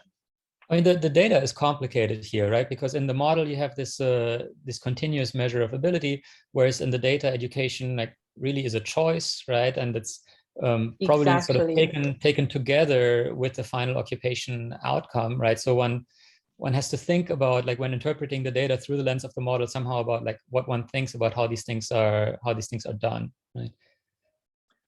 Yeah, but one disparity here is that we can only think of as education as an approximation for the ability, and there are to some extent, yes, when you make schooling decisions, you think about what occupations you have, but on the other demand, the schooling choices are mostly made by the parents, especially before secondary school. And in the poor economies, a lot of the individuals, like maybe half of the individuals didn't finish secondary school. And that's an important part of what our data is picking up. But that's a good point, whether to endogenize schooling. Is that what you have in mind? That could be a way to go, right? And I mean, and the question is, like, in the data, where is really the margin, you know, like sort of where's the identification coming from? Is this like a kid who like randomly gets an additional year of schooling, or is this maybe someone where you know that you have an opportunity to send this kid off the farm eventually, and sort of therefore right. it also gets more schooling, and these things don't have the same implications, but like your model in some sense might speak to these issues, right? And so I think in terms of the evidence, that was one of the most like novel things that you had, and it might be interesting to think more about that. Right, yes, I think there are two ways to go in the model. One is to endogenize education, if we think that's the key here. And for now, we are just taking this education, what ability has given, what's your occupational choices, and how does that affect our understanding about financial frictions. But yes, I see your point. Thank you. All right. So what does this benchmark model predict about relaxed financial frictions in the model? It will generate the effects as we expected. The own account workers' share will decrease, and the largest decline comes from low-income countries. And the employers' share, as we saw in this two-dimensional figure, is a matter of quantitative effects. it decreases in some countries and increases in the poorest countries. And now we look at the effects of removing these financial frictions. What's the effect on TFP? We find that in the poorest economies, the TFP gain is largest in the modern sector. It's above 20%, and then it decreases with GDP per capita. And what's the effect on GDP per capita? It's a hump shape. This is because even the modern sector TFP increases a lot in these poor economies. They only account for a small share of the total economy. So in the aggregate, the GDP per capita increase is the highest in some of these lower middle income countries. And now we want to emphasize the mechanism of skill-based technological progress, and we compare this model to an alternative model where there is only skill-neutral technological progress. That is, we fix AM over AT at the US level and lower them proportionally when we move to poor economies, and we will use the same set of borrowing constraints as in the benchmark model. As a result, in this model, it cannot match the high share of own account employment in developing countries. It's only 30% in the alternative model, but 80% in the data.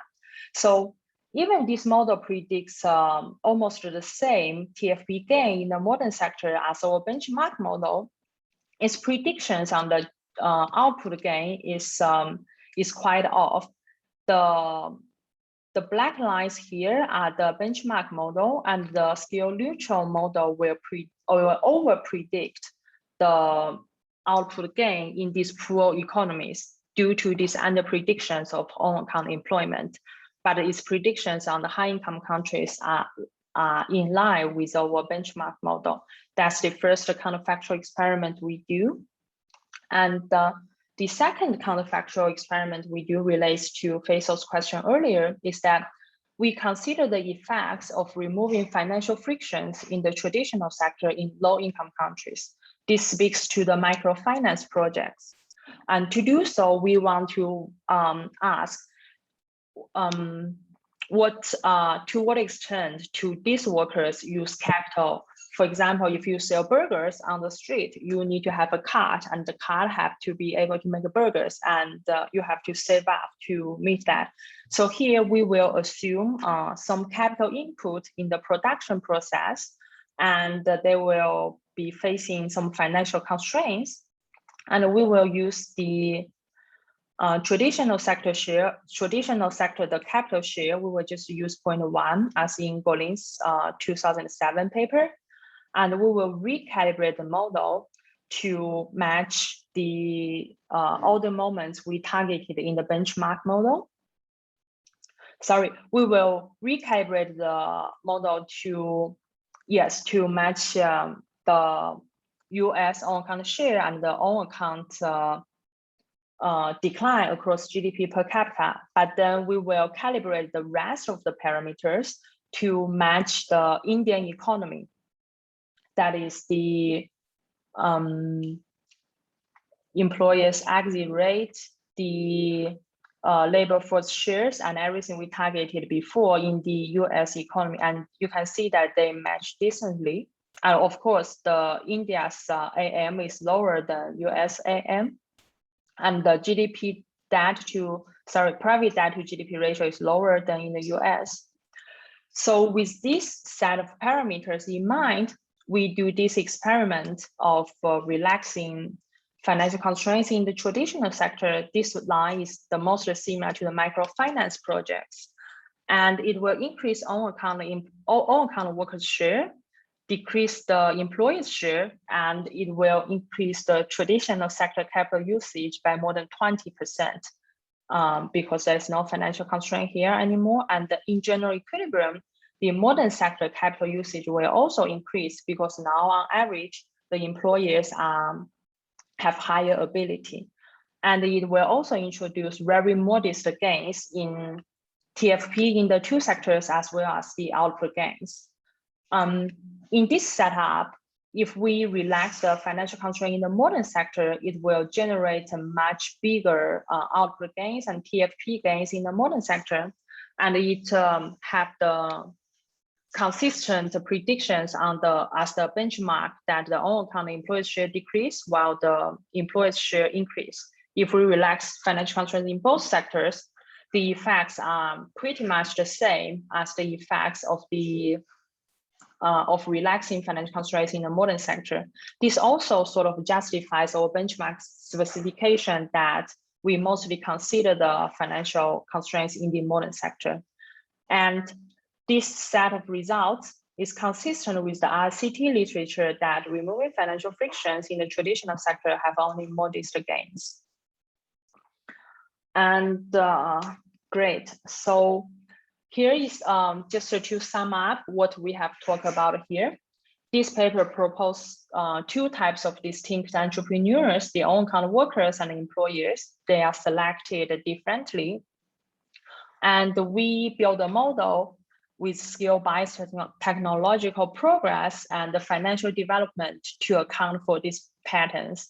And we find that failure to account for the large share of own account workers will lead to considerable overestimation of the aggregate output gain. And this model is broadly consistent with the microfinance projects that removing financial frictions in the traditional sector only has modest gains. Maybe if there's one sentence for policy implications, to really encourage growth and transformative growth, we want to focus on relaxed financial frictions in the modern sector. All right, that's all. Thanks so much for the questions.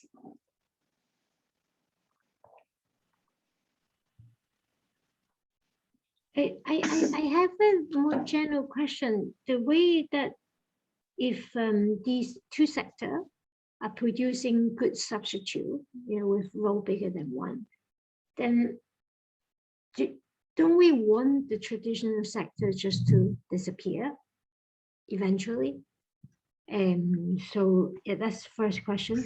The second question is how, conceptually, it might be semantic. How do you differentiate the TFP from skill bias technical change?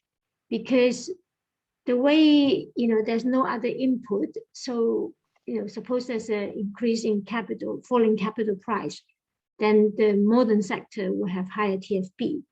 Do we also put that as part of the skill bias technical change? Just conceptually, how do you differentiate these two? Yeah. Sorry, what was your? Let me answer your second question first, and then you can remind me what was your first question.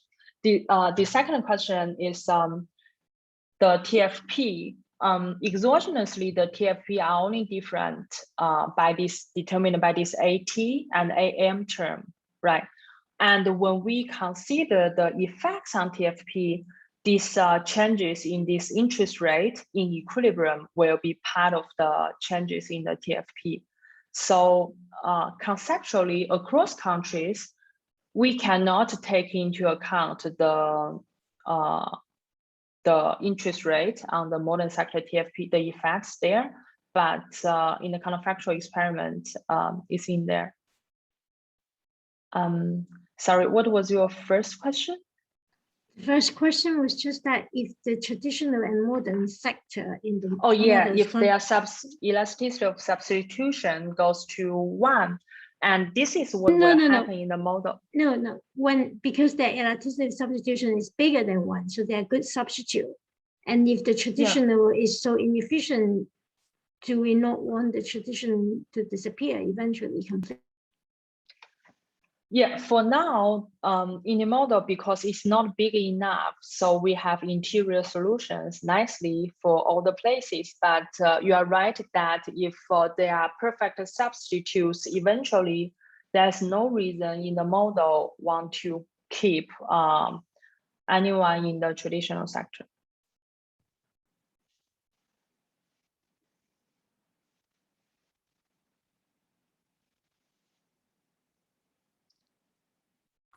Ying, I have a quick question. So I'm trying to, I'm trying to wrap my head around the terminology that you're using, and the literature I'm more familiar with is the literature on formal and informal sectors. And, I pasted in the chat a link to a paper that, I read in graduate school where they talked about this idea of these dual economies. And I don't know, while I was watching you present, a lot of it was resonating with me. I just kept seeing these parallels, but you were using different terms. And I was wondering if you're familiar with this literature and if you could help me understand how what you're doing is in conversation with that literature. Yeah.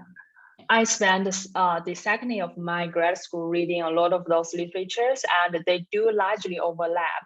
But my understanding is that these informal versus formal sectors can have different definitions in different papers. Some of them define as whether you pay tax or not, and others is whether you register the business or not.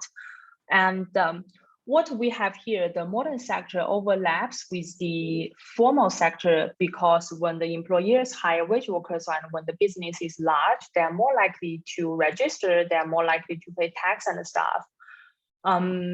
However, the definition is different in the sense that we define the modern sector as this transition from low returns to ability and the people working on their own to a sector where there's high returns ability and the firms tends to be larger.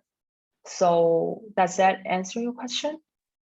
I guess so. I just some of the kind of punchlines of your paper were resonating with me as I felt like I'd heard those punchlines, but with regards to informal, formal sectors. So, there's higher skill returns in the formal sector, capitalization helps firms go into the formal sector. And I guess I was just wondering whether there's a key difference in the way you're kind of categorizing these firms or because,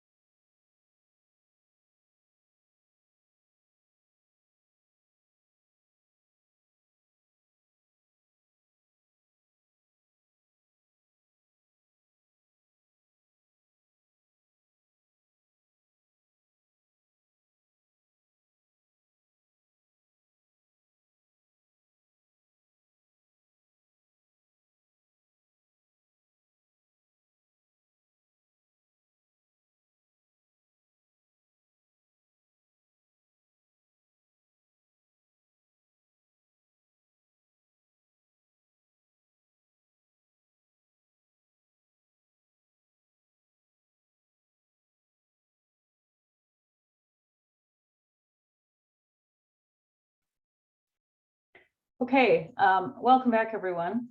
Hope you've had a chance to stretch and get your either midnight snack or your mid-morning snack. We're halfway through our program on STEG Theme 2. We've heard a lot about some cross-country patterns and modeling of selection into entrepreneurship or own account work.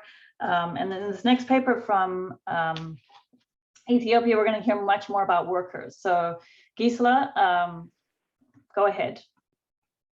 Thanks, Taryn. Thanks for that nice introduction. So hi, everyone. My name is Gisela Kagi, and thanks for inviting me to the program. I think that this paper will be a nice complement to what the other two papers have talked about today. So the title of our paper is The Impact of Firm Downsizing on Workers, Evidence from Ethiopia's Ready-Made Garment Industry.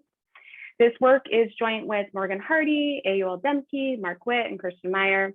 We have a strong showing of co-authors here today. I believe 3 of them are here. So please ask questions in the chat. Please also interrupt me. This is definitely preliminary work. So we're very interested in feedback and any ideas that people have on how to use the data that we've collected. So to kick us off, I'm going to start by talking about our big picture research questions, right, which has to do with wage employment in global value chains. So as the 2 previous papers have talked about, right, informal and self-employment is very prevalent in low-income countries. It's often been talked about that formal wage employment is seen as potentially transformative and can have very desirable effects.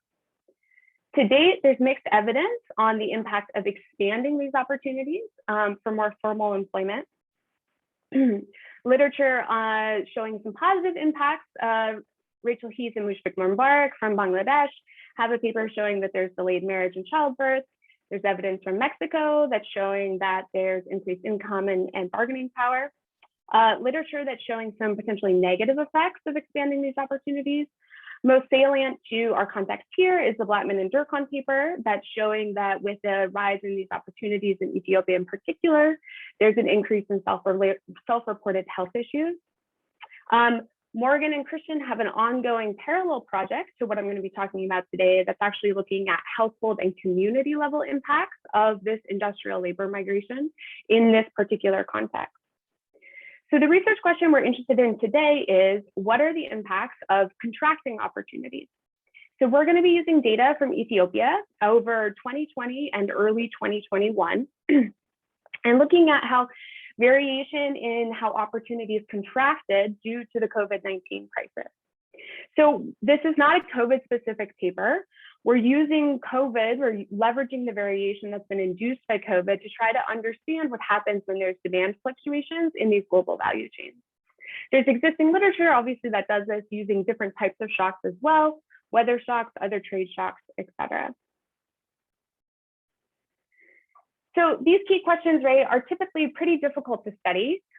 There's endogeneity, right, on many different levels. So 2 main levels of endogeneity have to do at the firm level and then on the worker level. So one can think that there's endogeneity with firm sales fluctuations, right? Fluctuations are likely endogenous to some firm characteristics. Particularly, you can think of better managed firms are actually experiencing shocks differently.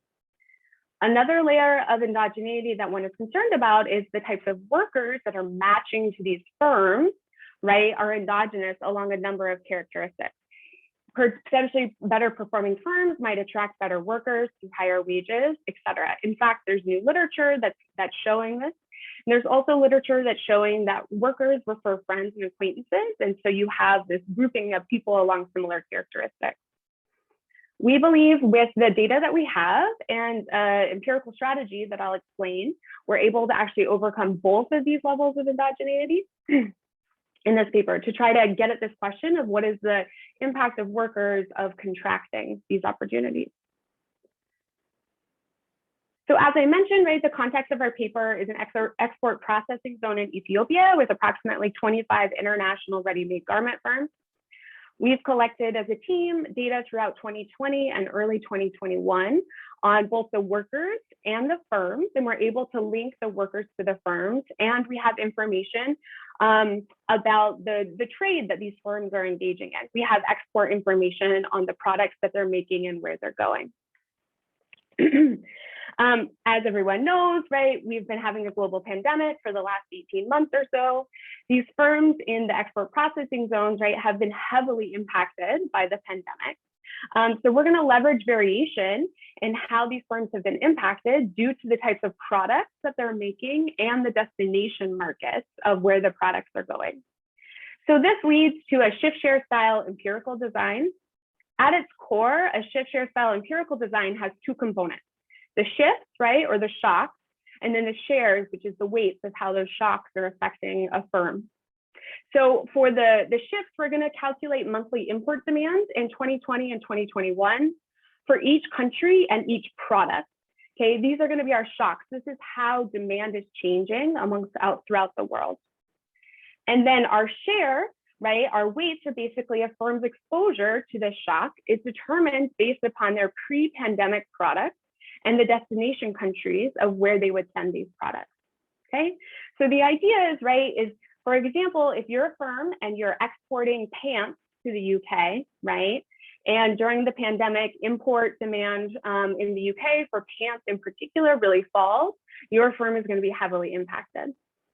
Okay, another firm, say, is exporting jackets. They heavily export to the United States, but jacket demand in the United States doesn't change, right? So then that firm is not as impacted. So there's variation in terms of the product, right, and the country, the destination market of where these products are going. Okay, so using this, we're hoping to take advantage of this plausibly exogenous demand shock induced by the COVID-19 pandemic. I also want to highlight that within this context, there's a very interesting hiring system. So there's a centralized hiring system where a worker wants to work in this export processing zone. They come to a centralized place, they submit an application, and the firms actually come to this centralized place as well. And so there's this quasi-random firm worker matches that happen as well. So we're less concerned that workers themselves are selecting into specific firms based upon specific characteristics. A roadmap for where we're going with this presentation. We're going to talk about the background, the data overview, and the research design. Really interested in people's thoughts and ideas for how to use the data that we have and kind of bolster our story. Going to go over some preliminary results on employment and welfare outcomes for workers within the export processing zone. A quick preview of the findings.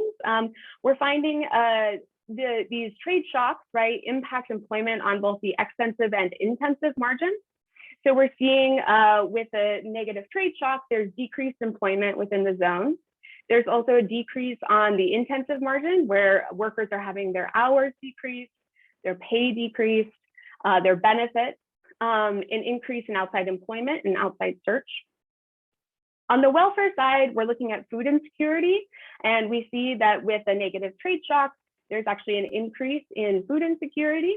We're using a two-question screener for depression, and we see an increase in screening positive for depression and an increase in migrating back to rural areas. So as I've mentioned, your thoughts are greatly appreciated on any heterogeneity that would be particularly interesting, robustness checks, and just overall framing of the paper. So related literature, general connection, right, between trade shocks and workers has been explored in other contexts, right? That's not a new literature. This has been explored particularly in contexts that have a wealth of administrative information. So this is done particularly in high-income countries, right, where large administrative data sets are letting people link together the workers to the firms, right, and then also to the trade data.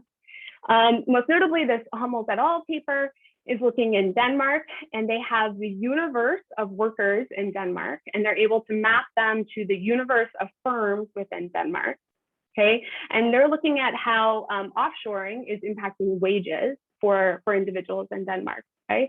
So that's just an example, but most of this literature is really centered around the high-income country context, and our context is very different here. In thinking particularly about employment contraction, right, there's an emerging literature on gender differences. Again, I want to highlight that most of this is really within a high-income country context. So we don't have a great understanding of what this is in a low-income country context. So this Tate and Yang paper is coming from the United States, saying that women experience larger income losses after being displaced from closing plants. There's similar work from Austria showing that women are more likely to develop mental and physical health issues. Job loss and mental health in particular, the link is more ambiguous. Some papers from the US and I believe it's Austria and Germany find that there's no adverse effects, while some papers show that there are indeed negative effects. Okay, so there's really not a concrete understanding of what these effects should be, particularly in low-income countries. Okay, so moving on to the context, right? As I mentioned before, the context of this paper is one thing that really sets it apart, that we're able to look at this idea within a low-income country context. What I'm showing here is a map of Ethiopia and the surrounding countries. The 8 gray bars that you see are industrial parks within Ethiopia. Ethiopia has made a large push to expand into this low-skill manufacturing. And so these are 8 of the large parks throughout the country. We are going to be talking about Hawassa Industrial Park, which is located here on the bottom left. And so Ethiopia over the last 10, 15 years has made this industrialization push on labor-intensive manufacturing exports. The cornerstone of this policy are these 10 industrial parks, or special economic zones. They're broadly focused on the ready-made garment industry. And the firms within these parks are exporting, are only allowed to export and typically import all of their raw materials. So before COVID-19, the industrial parks employed about 88,000 workers. These workers are a highly vulnerable group in the formal labor market. So they're predominantly young, they're female, they're low skill. Many of them are coming from rural areas, migrating to more urban areas, potentially precarious living arrangements. So understanding what's happening to their lives is particularly important. As I mentioned, right, the data that we're going to be talking about today in the analysis is all coming from the flagship Ethiopia industrial park, the Hawassa Industrial Park. So it has about 30,000 workers pre-crisis, and it has the capacity for up to 60,000 workers. What I'm showing here are just 2 graphs of stylized facts.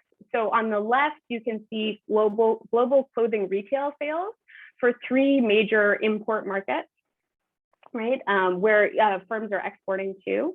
And so, right, time is on the x-axis, and we can see that retail sales in the beginning of 2020, right around, if this is January, this is around April, right? It bottoms out, we can see that.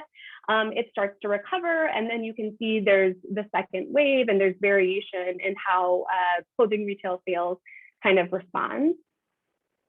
On the right-hand side, this is the global COVID-19 cases. Again, you can see a large spike in the US, Great Britain, and Germany, right? Ethiopia here is in the solid line, and that doesn't come up till quite a bit later. Okay, so the Hawassa Industrial Park, right, has a lot of firm heterogeneity within the park. So there's heterogeneity in terms of products. So the actual products that firms are making, if they're making trousers, if they're making jackets, right? We have a lot of information on the detailed products that they're making, and also on the destination market. The purchasing arrangement, ownership, supply chains, there's lots of different levels of variation here. Pre-crisis, in general, the export destinations, majority went to the United States. So about 65% went to the United States, 12% to China, 11% to Germany, 4% to Italy, and 3% to Great Britain. Using data that we collected, where we talked to the firm managers themselves, right? During the onset of the pandemic, the self-reported sales volume dropped on average by 39%. So this was quite a drastic period of time for these workers. Gisela, can I just clarify a bit on the timing? It's just complete ignorance. So like sales is when the final product is made, and then we see what's happening to sales. But when we make employment decisions, it will be forming some expectation of future sales. What is the production time like? And also, how do they form expectation given, you see, like last year, when at the start of the pandemic, personally, I thought it would be only 2 months. And then now it's almost 2 years. So like, how do they, do we know anything? How they make this decision? Or is it hiring at the gate? Like there's always worker there and they wanted to produce, they open the gate, worker will come in. So how does it work in practice? And what's the duration of the production? Yeah, it's an interesting question. So, there's kind of two parts to your question. So the first part of your question really is, the length of time between when the orders come in, right? And then when they're exported and they're made. So Christian might have a number offhand that I can tell you, but I think that there's a wide variation, right, in terms of the suppliers that you're ordering from, right, in terms of the destination markets. We know that particularly in times of COVID, right, there was differences in whether or not suppliers honored, right, their agreements, et cetera. And then your second question about there's workers at the gate. That's right. So there'd be workers that come to the centralized hiring office. So if a firm needs people, they can come to that centralized hiring office and get people. Can I follow up on that quick about the worker contract? So suppose you hire a worker, you hire them for a specified amount of time, or this is week-to-week employment? Yep, it's an important question, and I can't actually see the chat, so I don't know if Christian or Morgan jumped in, but it's a more permanent contract. It's not a week-to-week. That the matches that happen between the individual worker and then the first firm that they get matched with are quite sticky. We see that 90% of the workers are keep with that first initial match that they're matched with, and they're there for a long time. It's a long duration of employment. It's not week-to-week or day-to-day. And so quick clarification, and I'll let you carry on. So is there legislation that basically prevents the firms from firing the workers? So during the pandemic, there was legislation across all of Ethiopia that went into effect that said you could not fire, you could not terminate workers. And what we see in the data, what these firms did is they placed them on leave. So some individuals were placed on paid leave. We see that paid leave definitely goes up. And then some individuals are placed on unpaid leave. When we asked the workers if they knew how long they were on leave for, it was very unclear, right? So I think how firms got around this is they would put people on indefinite leave, right? Sometimes it was paid, sometimes it was unpaid. I can just add to this. I mean, yes, correct. I think that's a correct summary, but that's one of the reasons why and you'll see this in the rest of the presentation, why we do not treat, laid off, fired, unpaid leave as conceptually distinct categories. Even though we collect this data, we do not make an effort to differentiate between those because anecdotally, the firms used all of those interchangeably. And the second point is a great point about the expectation. We do have it's a firm panel that we have, and we can probably do a little bit of that. We can probably try and see if we can get a little bit more out of forward-looking firm expectations. I don't think we have this off the top of our heads right now, but it's a great point. Thank you. Thanks, Christian. Okay. So this here is just a picture of a structural layout, right, of the facilities in Hawassa Industrial Park, just so you can see, right, what these buildings and what this park looks like. Okay, so moving on to talking about the data that we have for this project. This timeline here highlights the data we're going to be using today. So we have a worker survey, which I'm highlighting in blue, a firm survey in orange, and then customs data, which is in gray there. let me first talk about the worker survey a little bit. So we have a panel survey of garment workers. We did 3 rounds of data collection, approximately 1,700 individuals, predominantly female, 86% female. And so our first wave was in May through early July here in 2020. And then our second wave kicked off in September of 2020. We paused the second wave shortly after it began due to some concerns that our data collection effort was getting a bad reputation amongst workers in the park. So we paused the effort, we worked with local leaders, and we restarted the survey later in the fall in 2020. We don't think the integrity of the data was impacted at all. And then in early 2021, we completed our third wave of the worker survey. We're able to match the worker data to a firm survey that was carried out. So there's 2 panels of the firm survey, 2 rounds. That was in March and April of 2020, and then again in November of 2020. We also have customs data that we're able to match to the firm. So this is matched to custom data on firm exports going back to 2017 up through January of 2021. So this customs data is at the transaction level. I'm going to talk a lot more about this. It's critical to our empirical design strategy, but we know, right, for a specific firm, the different products that they're exporting and which export markets they're going to.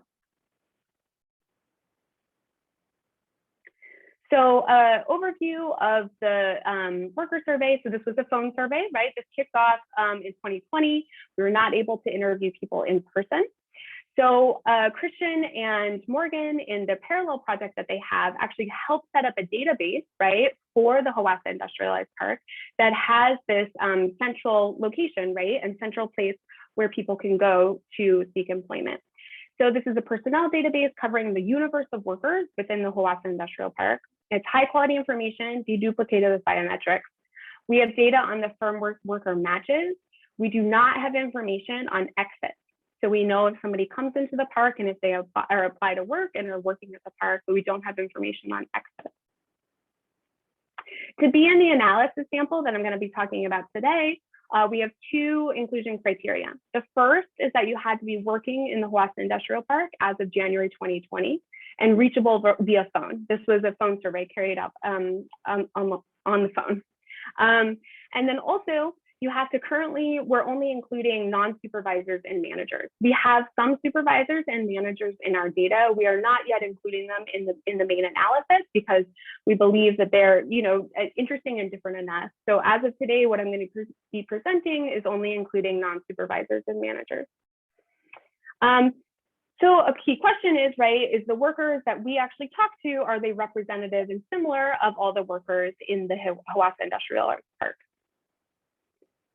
So you can see here some different characteristics in the rows, and then the columns are showing different samples. So column 1 here is our study sample. This is the approximately 1,700 individuals that we have for all 3 waves for our worker survey. Column 2 is a personnel database, right? So this is all the applicants that are coming to the Hawassa Industrial Park. You can see, right, that these characteristics are very similar in age, female. They have approximately 10 years of education. These individuals are very unlikely to be married.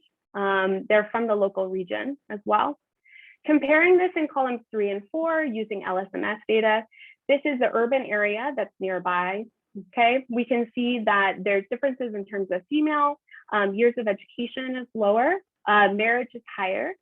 And then also in column 4, comparing this just to urban Ethiopia, we see similar patterns, right? The education is lower, about 5 years of education. They're more likely to be married, and they're from different regions.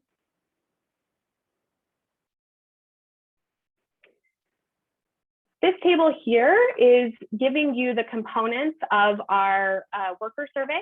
And so these are just the basic, modules that we have within the survey. What I'm highlighting in red is what we're actually using today, what I'm going to be talking about and using today.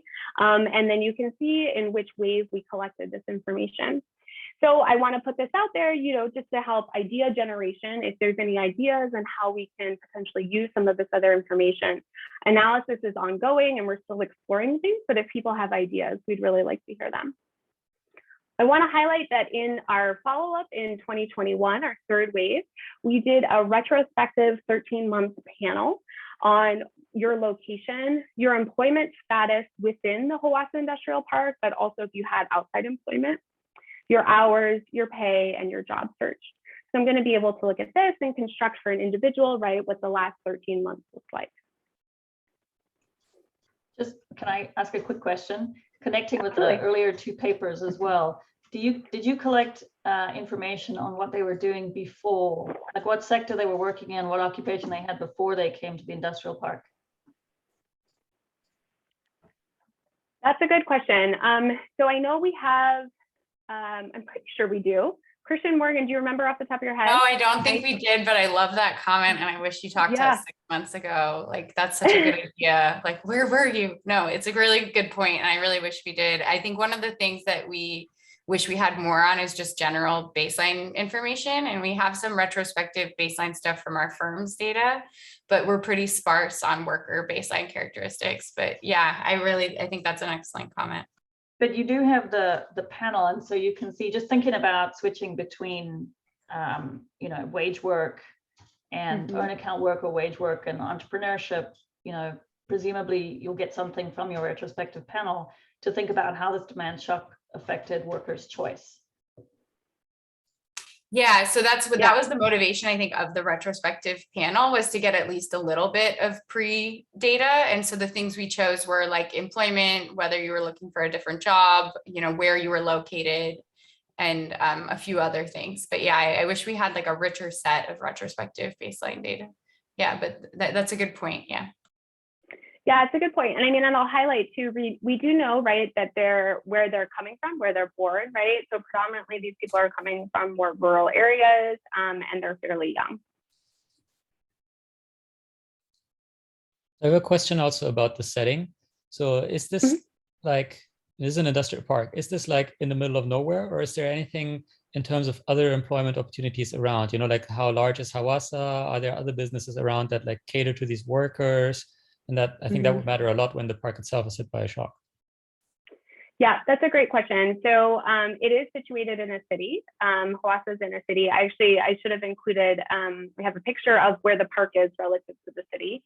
And we can see that. So there are other employment opportunities within the city, but none as large as the park. I don't know the size of Hawassa off the top of my head. Potentially Christian does. It's about 300,000 people. 300, okay. Yeah, it's the main capital of the region. And so it's the most urban area in that region. And there are other forms of employment in that area. But not this kind of employment. Yeah. Quite a few outside options, but not of the, exactly. Thanks, Morgan. Yeah, but not of this type, not of the formal employment type. So you see more kind of informal entrepreneurship activities, et cetera. Okay, thank you. Okay, so we're able to complement this worker data with information on trade data and the firm survey. So talking a bit about the trade data to start with. So we have export transactions data from the Ethiopian Customs Authority. So this covers the universe of firms within Hawassa Industrial Park from 2017 to early 2021. For each transaction, we were able to observe the product type, the 6-digit product code, the destination country, the quantity, and the value. And then we're able to also look at bilateral trade information and destination markets. This is at the product level from UN Comtrade. So using those two key things, we're able to construct this ship share instrument that I'll talk about. Along with that, Christian and co-authors and another team at the World Bank has conducted a firm panel of phone surveys and managers of firms within this park. So this particular data set covers 91% of the firms within the park. And there's detailed questions on actual versus expected sales and production, employment, products, management practices, et cetera.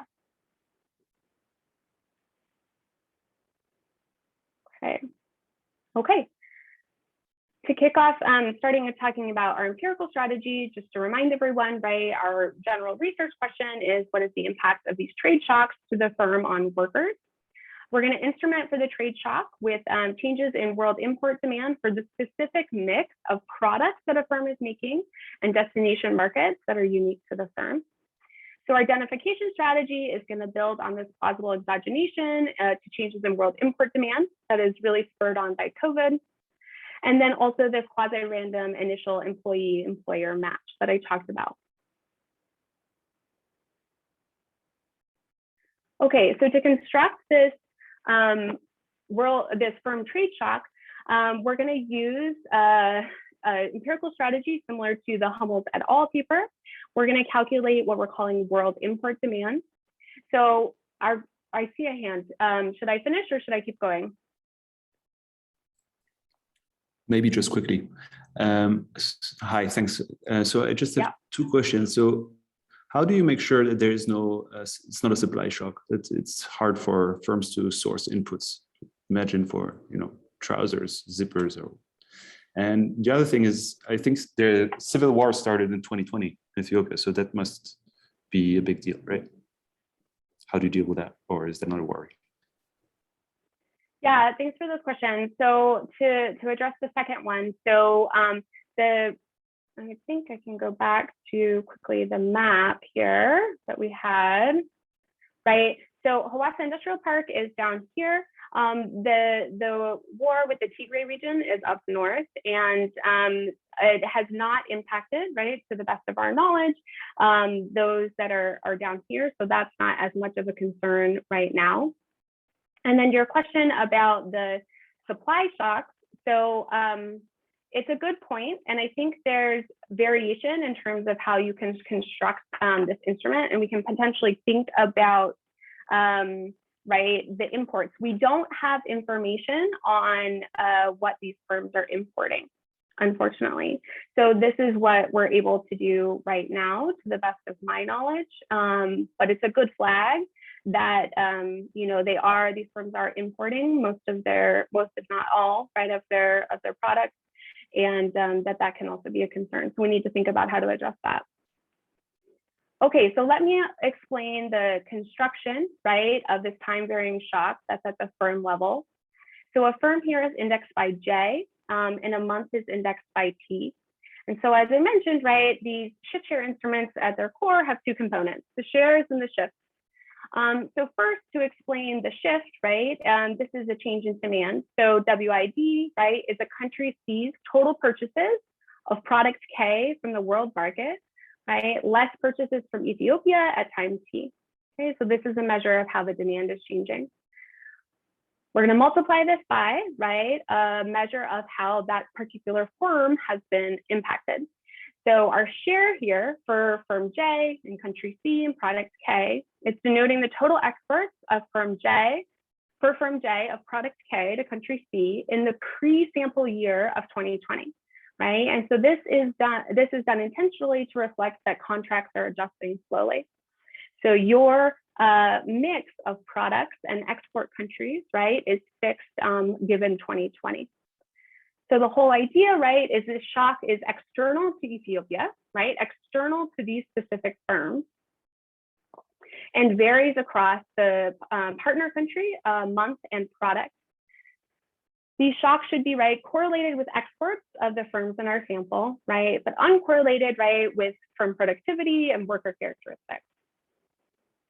We're going to go ahead and normalize this shock that's happening at the firm and month level, so that it's in the range from -1 to 1.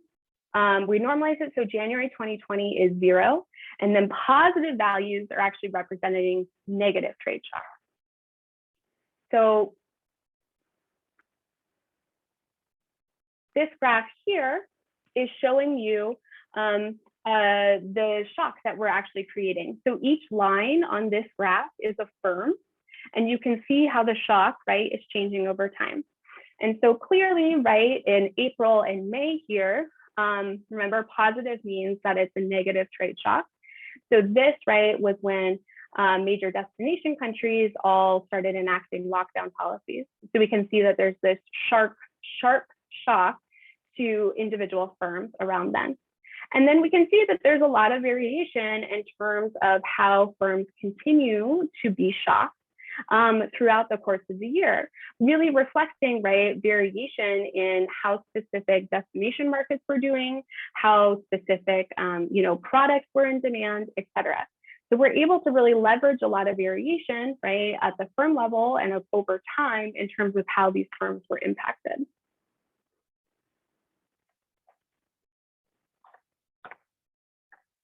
Okay, so a key assumption, right, is that worker characteristics are exogenous to the firm shock. So what we've done to just start this out is to show that they're balanced based on the average firm shock intensity. So what I'm doing here, right, is we're regressing the average shock variable on individual or firm characteristics. And so this is the average over 2020. And we're seeing, right, that most of the characteristics are not predictive. We see that transport is just slightly predictive, right? There's ideas from others in the audience, right, on how we can really leverage this shock variable to show that it's balanced on the worker and firm characteristics. We'd be really open to suggestions.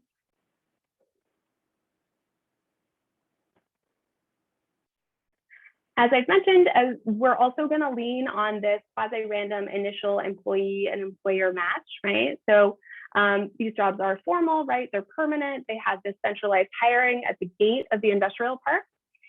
So on any given day, workers are going to apply for jobs through the central system, and firms are going to submit requests for workers in the same system.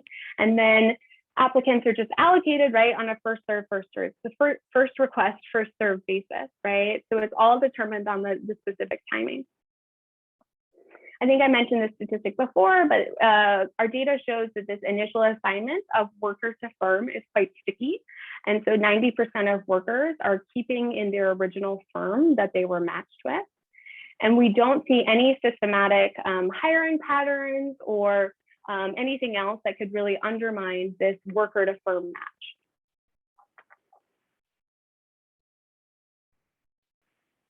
Okay, so using this information, we're going to go ahead and estimate the impact of these trade shocks on what worker outcomes for each month from January 2020 through January 2021 as follows. So Y is going to be our outcome variable for an individual in firm J in month M. And I'm really interested in here is the world import demand shock, right, which varies for a firm in a particular month. We're going to cluster our standard errors at the firm level, and included in the specification are firm fixed effects. And so these firm fixed effects, right, are going to purge the time invariant characteristics from the specification. So what we're isolating in this specification, right, is the time varying shocks to the firm, okay, specifically, right, that are induced by the COVID pandemic. So you could be looking at this specification and going, wait, you know, there's omitted variable bias, right? What about in March, April, right, May? There's just this general overwhelm, right, about the pandemic in particular, okay? And it's not, in fact, due to the shock, okay? So you could be worried about the omitted variable bias. So what we can do, right, is add in month fixed effects to the specification, okay? So this is my gamma here, right? So what this is going to do, the month fixed effects combined with the firm fixed effects, they're going to isolate the idiosyncratic shock, okay? This is the most plausibly exogenous variation, okay, that we have. So we're looking within a firm, within a month, right, what the shock is. This, right, as Morgan loves to say, right, it's essentially throwing out the interesting impact action with the endogenous bathwater, right, where we're not actually leveraging, right, any of the variation that's happening over time. We could alternatively also just estimate the model without firm fixed effects, right, including the month fixed effects. This here is going to include cross-firm variation, right? We can lean on this specification because we have the plausibly exogenous matching of the workers to the firm, okay? But one can also be concerned, right, that it may confound constant factors, right, within the firm that could drive the overall shock variation and worker welfare.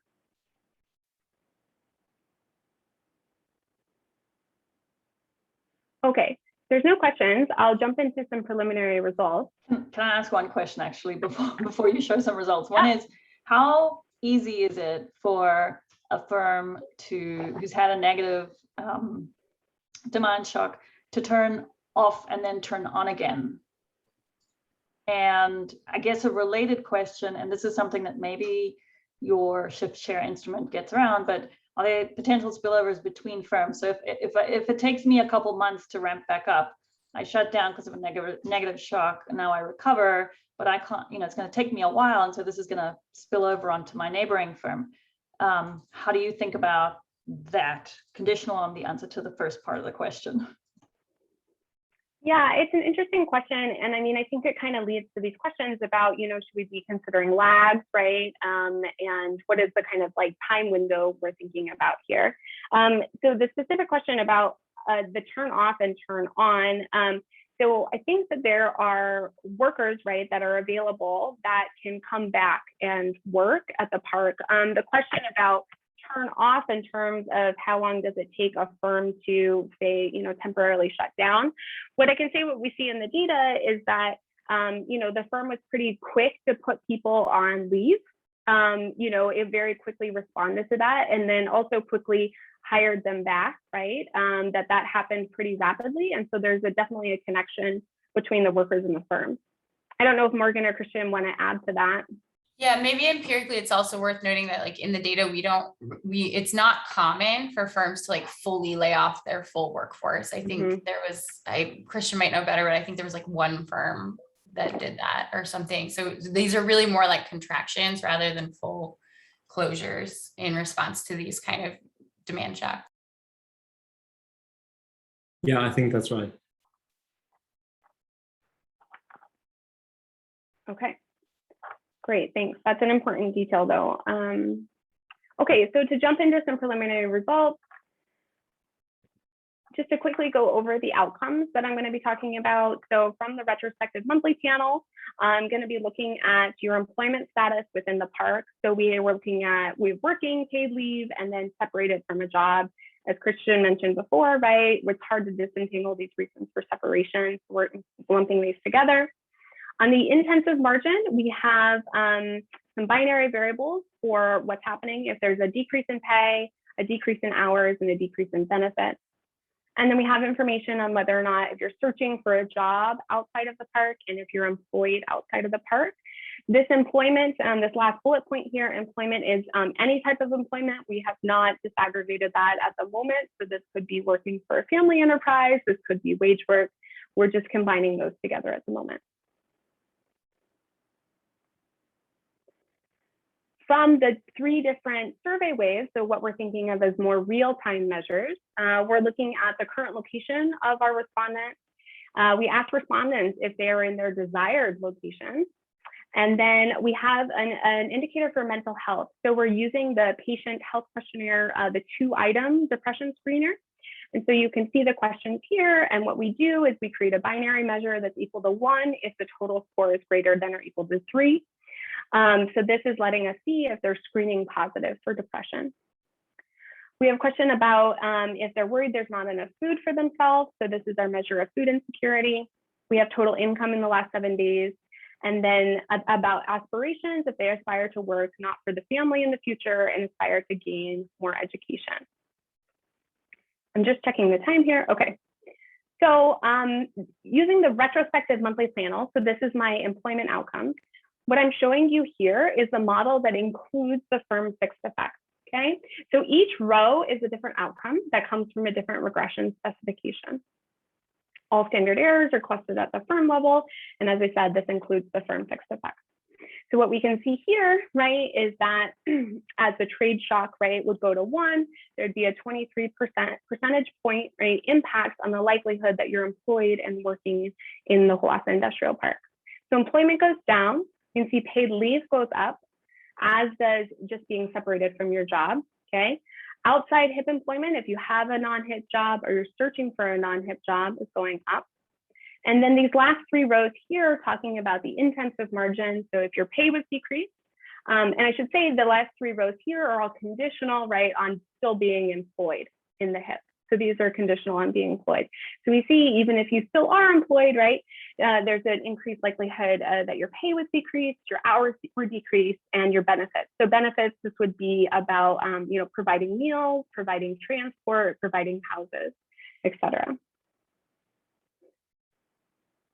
We can look at some interesting gender heterogeneity. So as I mentioned before, right, the sample is 86% women. We have some men in the sample. Keep in mind, remember that these men, due to our sample restrictions, right, are men that are working the same jobs in the park as the women, right? So a lot of more of the men are the managers or supervisors. They're excluded from this particular analysis. So we don't have a ton of men, right, that are doing exactly the same jobs as women, but we can see some interesting differences here. We can see, right, that women, right, are driving this less likely to be employed and working at the hip. They're driving that. They're driving the separation. And then for those women that are still employed, right, they're have a higher likelihood of having their hours decrease within the park. Looking at some welfare results. So here I'm going to step in the different fixed effects. I think with the welfare results, we can be more concerned that there are just general pandemic woes, right, that are changing over time that could impact or be correlated with these different outcomes. So we thought it was important to step in these different fixed effects to show you specifically how our results are changing. And so column 3 here is showing you what we're considering our base specification, right, where we have firm fixed effects. So we're purging out any time invariant firm characteristics. Again, each row is a different outcome. So it's a different specification, a different regression that's happening here. So they're less likely to be in Hawassa. They're less likely to be in their desired location. We can see in column 3 here, food insecurity is going up. And interestingly, the indicators for depression is also going up. So if the firm is shocked all the way to a 1, right, there's a 20 percentage point increase in the probability of screening positive for depression. We see that income, this is a binary. If there's any income in the last 7 days, and then your total income is negative, but is quite noisy. Adding in column 4 here has only the time fixed effects. So these are the different ways, not the firm fixed effects. Okay, and then the 5th row here, running out of time, has the firm and wave fixed effects. So column 5, right, is our arguably most exogenous shock that's really isolated on idiosyncratic shocks to a specific firm within a month. Okay, and we're still seeing that these trade shocks are impacting, right, where you are. So you're less likely to be in Hawassa, less likely to be in your desired location. Food insecurity is still increasing as we have these negative shocks and this like contraction. Depression is still increasing as well.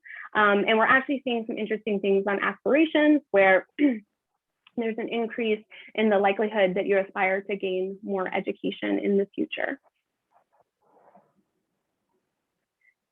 Gender heterogeneity, looking at these same welfare impacts. This specification here, I will say, is the specification that includes the firm fixed effects. We can do this out for the different, with the wave fixed effects as well, right? But what I want to highlight here is the food insecurity result is being driven by the women, as it looks like is the depression result is being driven by the women, which we think is interesting and a contribution to this literature of trying to understand what's happening to these vulnerable workers and if there's differences by gender. So just to quickly summarize, right?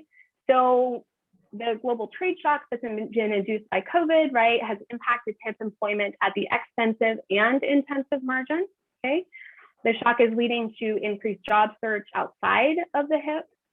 We're seeing some welfare impacts where there's increased food insecurity, increase in screening positive for depression. We have some preliminary gender heterogeneity where women are more likely to not be working in the HIP and women are driving the food insecurity results. And then to quickly conclude, right, so as I've said, this is a preliminary presentation with preliminary analysis. The next steps, we're still working on cleaning, particularly the trade data and analyzing other outcomes that we have in the survey. A key priority is understanding the impact of this shock on specific firm exports and actually running these as IV models.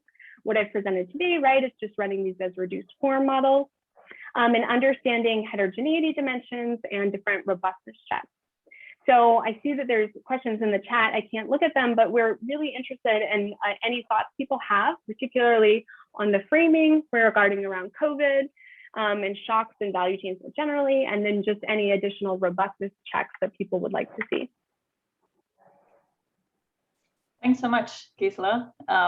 So we have probably around 5 minutes to have some discussion and some questions, and then we'll take a 5-minute break. I had 2 comments. I'll exploit my position here as the chair and ask my 2 points, and then draw on some of the other questions.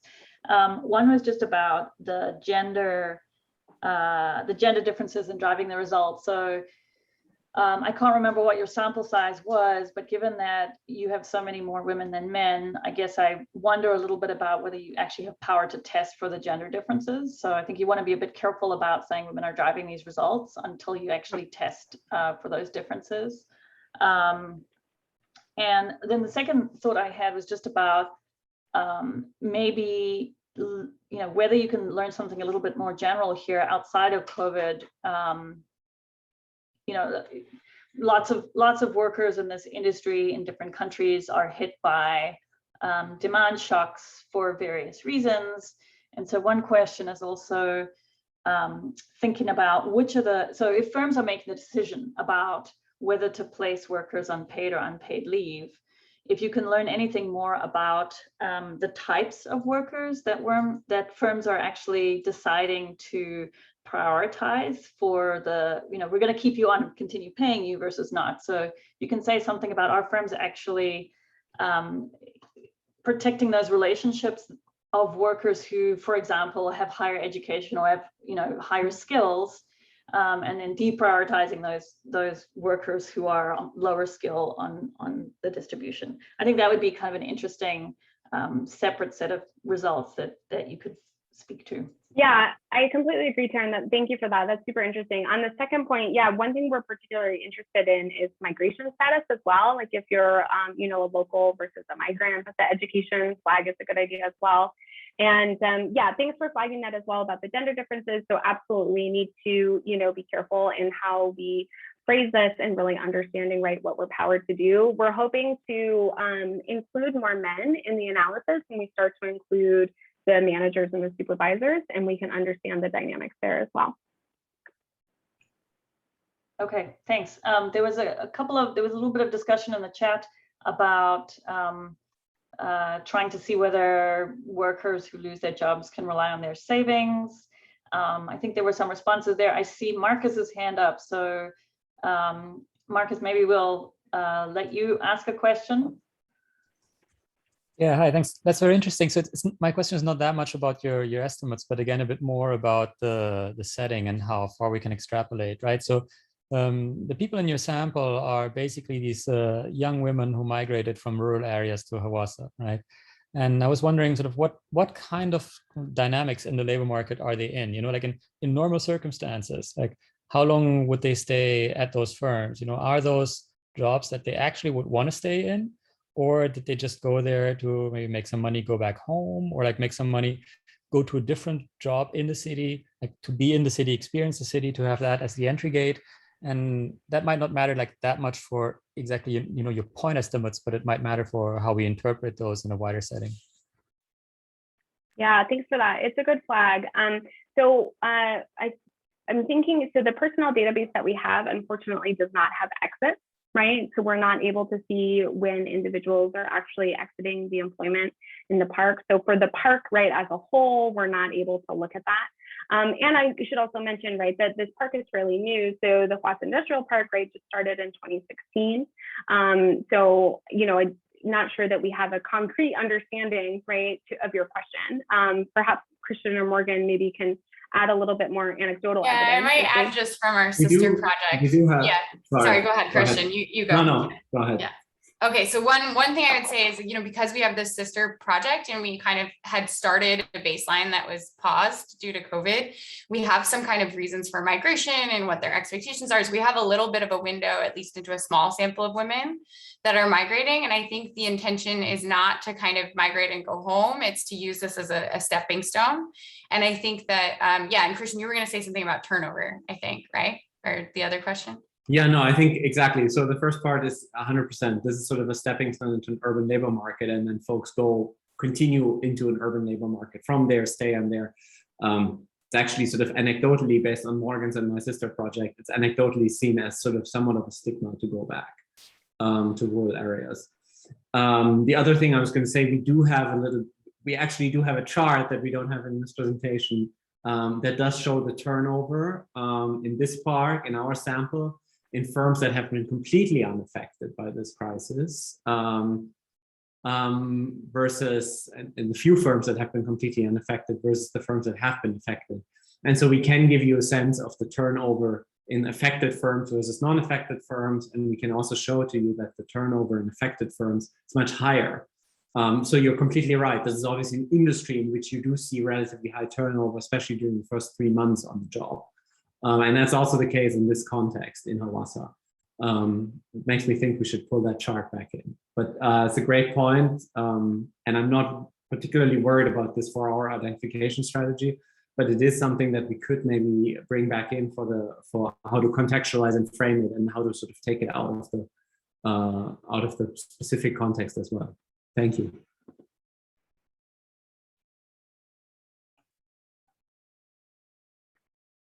Okay, thanks. I see we have about 4 minutes left to get ready for the next presentation. So feel free to continue having discussion in the chat. And Charles, if you are ready, you can go ahead and see if you can share your slides. Thanks so much, Gisela, for the presentation. Thank you. Thanks everybody for attending and giving us feedback.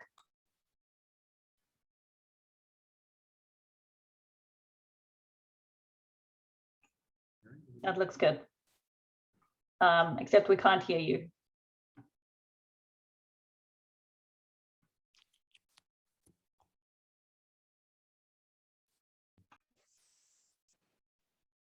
Can you hear me now? Yeah, that's great. Okay, good. You're Thanks. set. Thanks.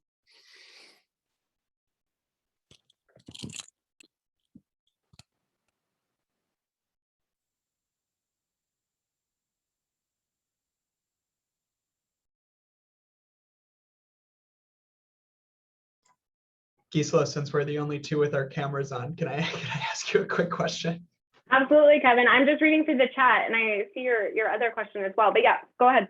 I guess I would sort of just, I think you mentioned that you want us to take the one with firm effects and not time effects as sort of your baseline case. I guess I was just sort of curious why. Just a priori, it would seem like in a time where there's we're sort of like in an impulse response to some massive shock, those time effects would be really important for thinking about controlling for like the aggregate COVID environment or something like that. Yeah, it's a good point. And I think that what we're concerned with, right, with like adding in the month fixed effects is that you're just throwing away a lot of the interesting variation, right? And so I think that's just happening over time because of COVID. I can't show the picture anymore, but yeah, I guess it's we haven't made a firm decision on, I guess, what we would call our baseline specification, but I more think of it as like there's trade-offs, right, to the different specifications and the different inclusions. It sounds like, Ray, you're kind of thinking that the inclusion of the time fixed effects is pretty critical. Yeah, critical might be taking too strong a stand on it. I just, it's sort of like a very weird time and things are changing a lot. Yeah. And, I just sort of don't quite understand why we wouldn't. Maybe a different way to do it would be to think about like interacting some of the outcomes with like time since trough, or something like that. Yeah. Something like business cycle people do on a regular basis that you might be able to sort of use to tease out some of the interesting time stuff without, necessarily having to get rid of controlling at the time. The aggregate state of the world is quite a bit different 3 months in the future than it was 3 months in the past, etc. Yeah, that's an interesting thought. Yeah, and it's, I think when we're thinking about this and thinking of stories, right, for omitted variable bias, it was easier, right, to think of stories when we were thinking about the welfare outcomes, right, like screening positive for depression, right? It's March of 2020, April of 2020, and there's just this general, right, uncertainty and unrest. So it seems, particularly important to control for it in that sense, more so than with the employment outcomes. But it's a good idea actually with the, interacting it with the different, times since the trough. We can do that. Thank you.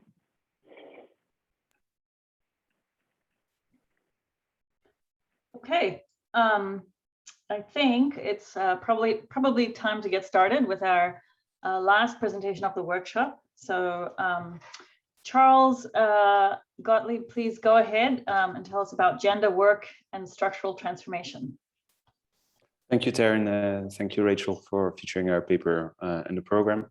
It's nice to be here, and I look forward to your questions. So today I'm going to present to you some work in progress on gender work and structural transformation.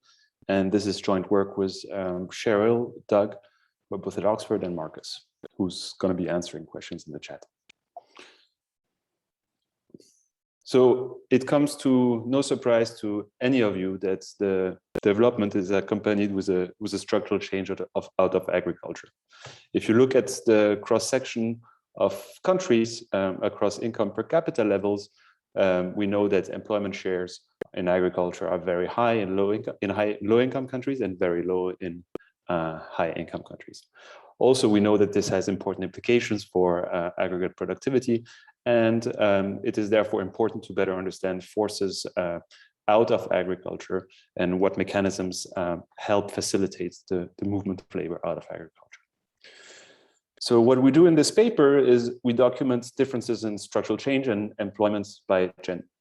And we're going to provide some evidence that suggests that the standard theory of structural change is really geared towards males and does not apply to females.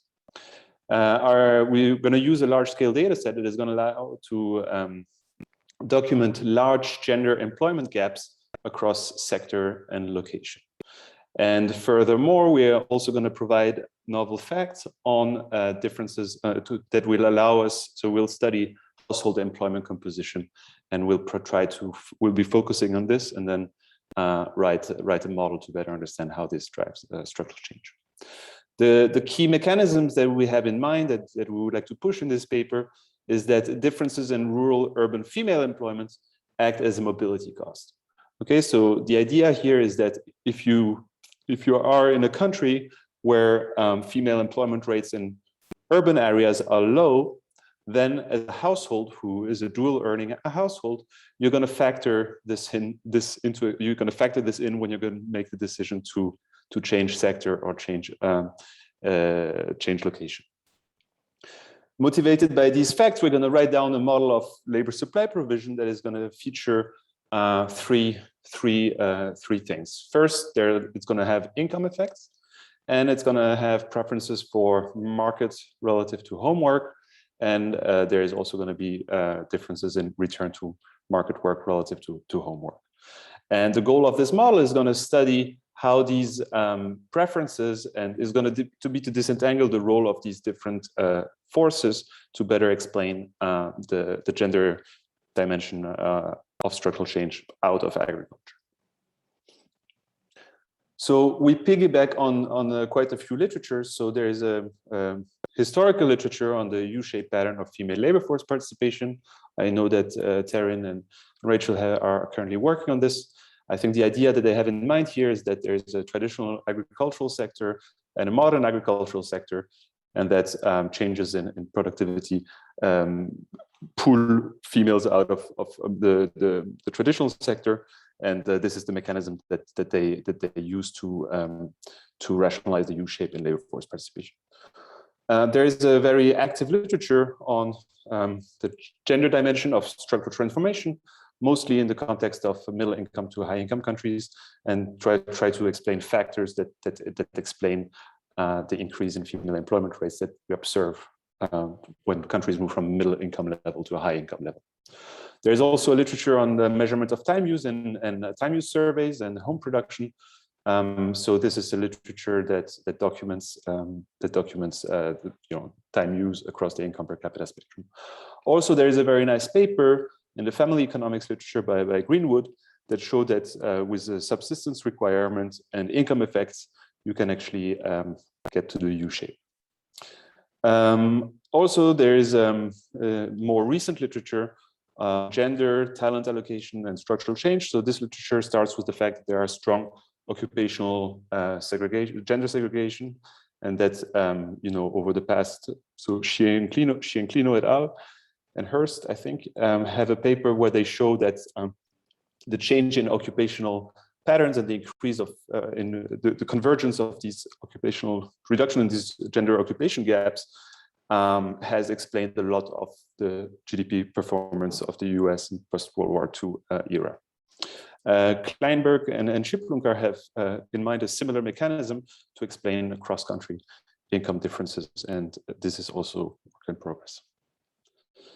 Good. So the outline for my talk is as follows. So first, I'm going to explain to you a data set that we've been constructing over the past years. I'm going to show you some stylized facts, move to a model, which I'm going to calibrate to a representative low-income country. And I'm going to do, we have a preliminary calibration, but we're still not very happy with it. But we're still going to use that to compare how the reduction in gender norms, labor market wedges, and we're going to contrast how these changes so their effect on agricultural employment, GDP, and we're going to contrast these with a change in non-agricultural TFP to relate to how these norms and labor market wedge help us better explain structural change. Okay, so to the data. So basically, we're using a large-scale microdata set that we assembled over the past 2 years. What we've been doing is we've been harmonizing systematically demographic, education, household, and labor market information for a large set of surveys. So we really try to be as broad as we can, particularly in terms of income per capita spectrum. And so we harmonize household, labor force surveys, and censi for over 90 countries. We also, our dataset nests the data sources that have been used by other authors in this session. So the IPUMS International, IPUMS Historical, and the EU LFS. In its current state, the dataset has over 1,000 country year surveys, and we can leverage around 200 million individual information across the whole income per capita spectrum. And the sample we're going to be focusing on today is going to be the working age population, aged 15 to 65. And for the purpose of this paper, we're going to focus on the following set of information. So first, we're going to look at use information on gender, marital status, and age. And we're also going to use information on the household roster. In terms of employment, we're going to study employment status sector. We're going to mostly be focusing on agriculture versus non-agriculture, and also location choices, meaning rural-urban differences. Also, we're going to be using hourly wages for the calibration. Good. So, so the first fact that I want to show you today is the patterns of structural change by gender. So here is a plot.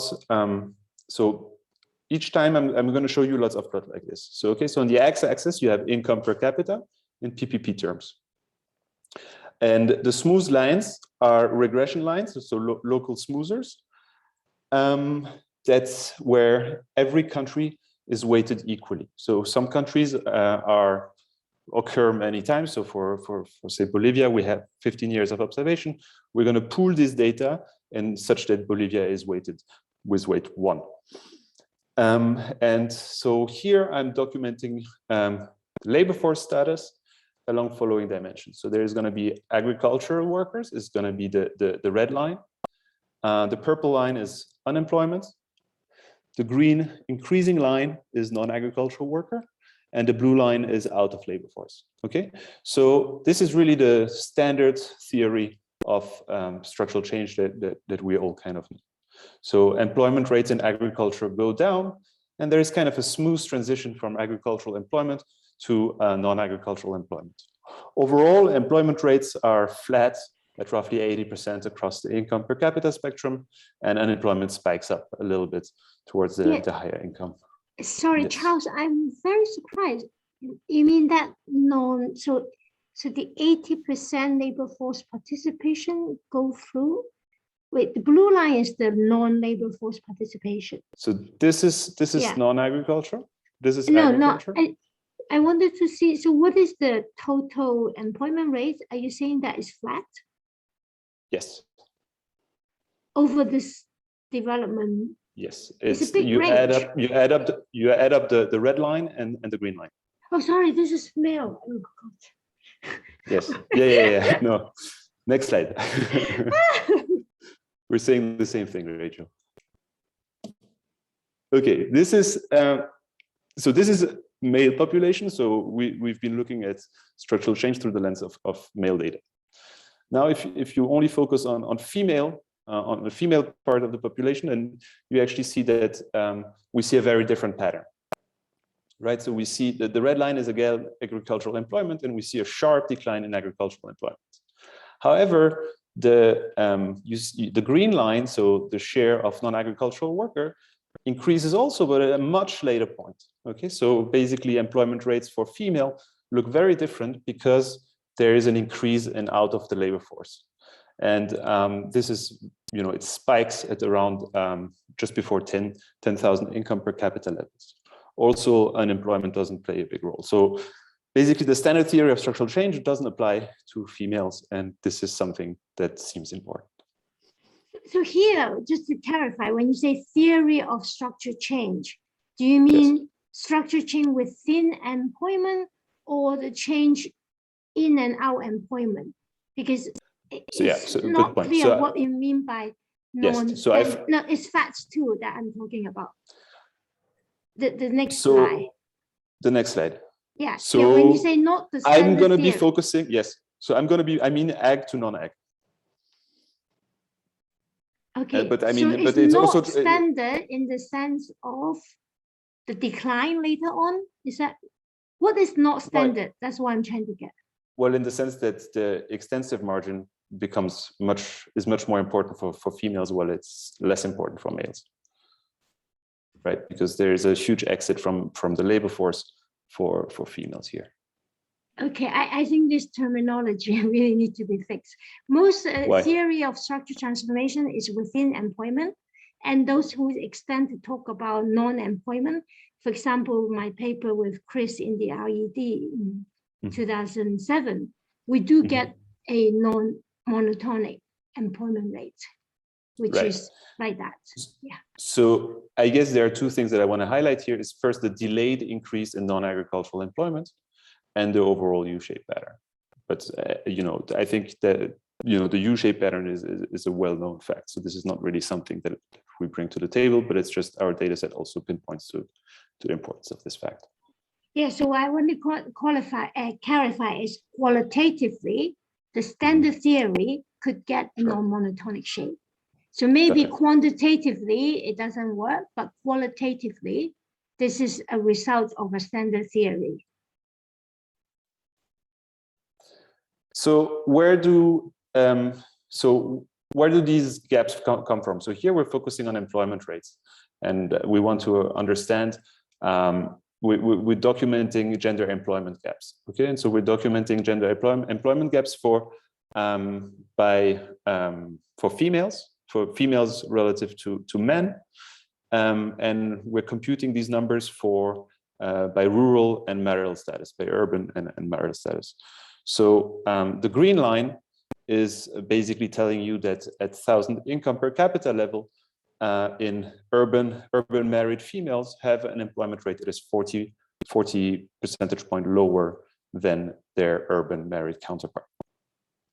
The red line is the gender employment gap for rural married, and the purple line for the red line for rural married, the purple line for urban single, and the blue line for rural single. So what the key takeaway here is that the employment gap is largest for married women, and in particular in urban areas.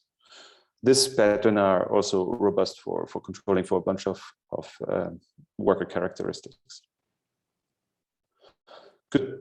So now what we're doing here is we're studying the household employment choices. Okay, so what we're doing is we're assigning to each individual the status of the partner, of the married partner. And so we use a household level identifiers to do this. And what we do here is, for instance, we're going to split agricultural workers, and we're going to compute the share of agricultural employment where the head and the spouse work in agriculture. Okay, so this is the red line. The blue line is going to be the share of the workforce where the head works in agriculture and when the spouse does something else. This is, could be working in another sector, out of the labor force, or unemployment. So what is striking here is that the reduction in employment rate from agriculture is actually coming from a joint exit out of agriculture. And so with development, we see that the drop in agricultural employment is driven by a drop in joint employment in agriculture. And another interesting fact here is that the green line is the joint employment in non-agriculture, and this increases at a delayed stage. Good. Now let me try to bring this fact home. Is that so? What I'm plotting here is the share of individuals where the partner works in the same sector as the head. Okay, and so we see that basically in agriculture, roughly, predicted by these smooth lines, 85% of the workforce in agriculture, of workers in agriculture, have a partner that also pursues an employment in agriculture. In non-agriculture, this the fact that there's dual earning in the same sector is much less pronounced. So in low-income country, there is a high share of dual earners in agriculture. Here is the share of individuals where the partner is out of the labor force. Okay, so again, we look at the share of people that work in agriculture, and we show here the share where the worker is out of the labor force. And so you see that in low-income countries, the share of the working population where the head works in agriculture and the spouse is out of the labor force is much lower when the head works in agriculture than in non-agriculture. So roughly 25% of non-agricultural workers have actually a spouse that is out of the labor force. Good. Okay, so if you think, so what are the implications of this? So how do we want to think about that? So I think, so one reduction that we do in the paper and how we're going to bring the data to the model is that we're going to basically subsum agriculture to be rural and non-agriculture to be something urban. Okay, and I think in the data shows this pretty clearly. It's not a crazy assumption. Now, if you think that location choices result from traditional channels, so income, amenities, this is something that indeed matters for location choices. But now the added mechanism that we're bringing to the table is that spousal labor income is something that is super important also for married households.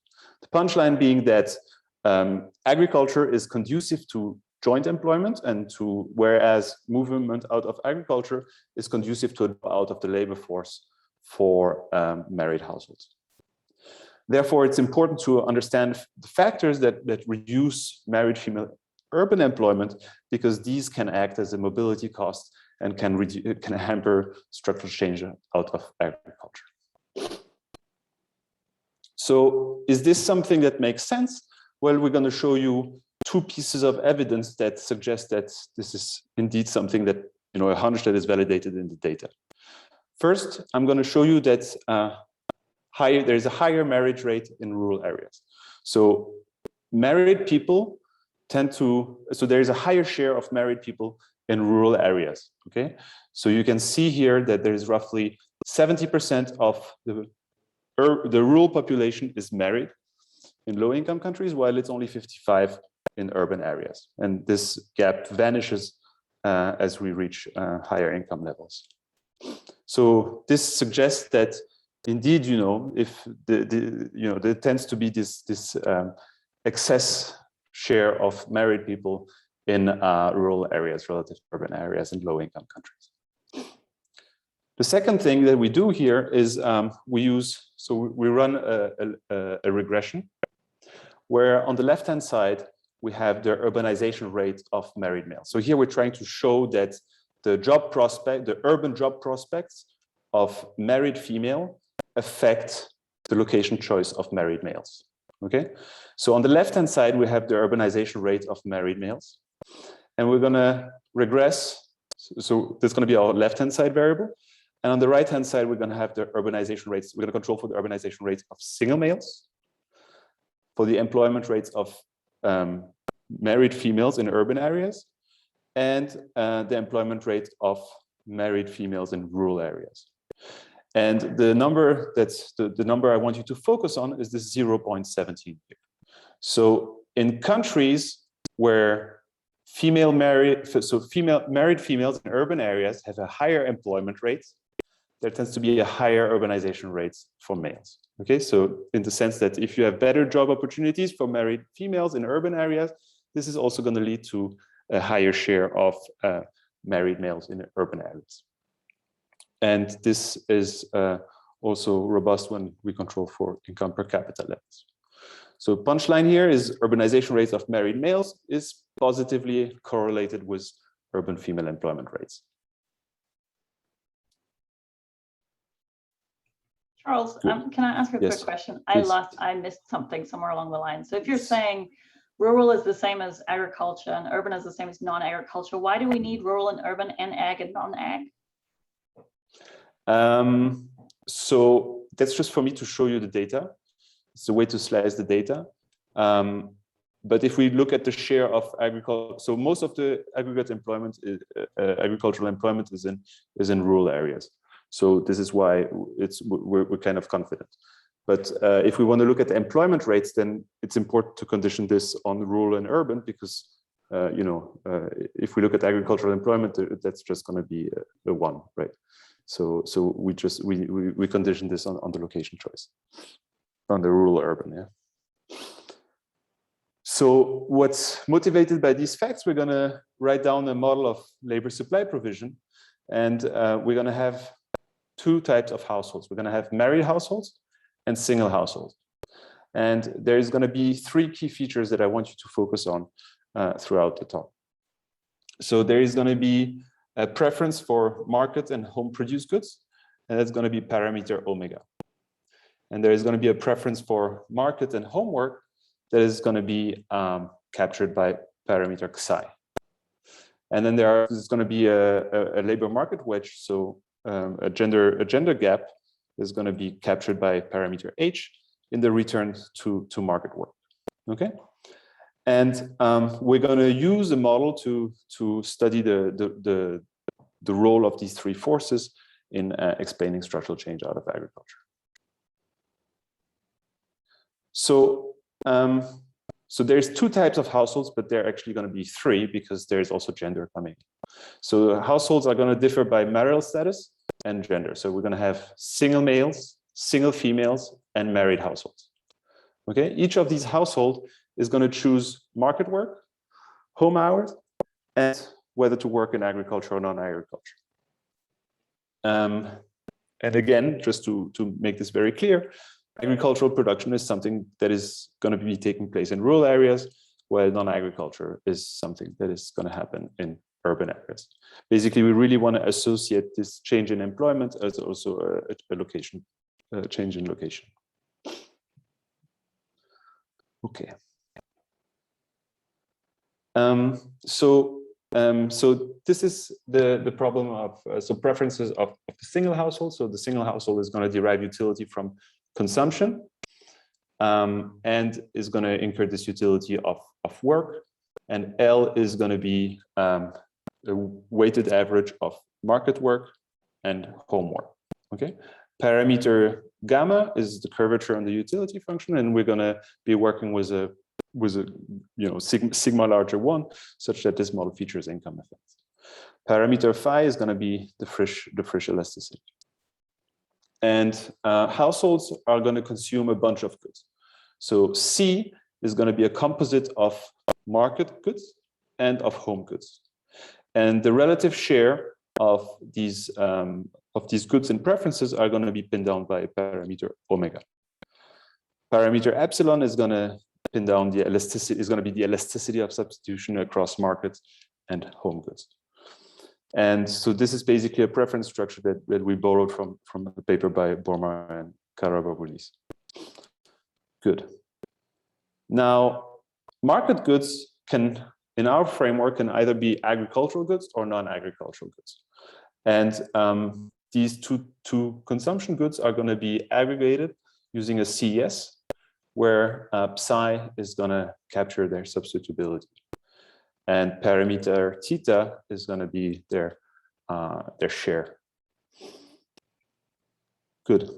So all this income from market work is going to be spent on the market goods, which can either be ag or non-ag. Okay. So W is going to denote the wage.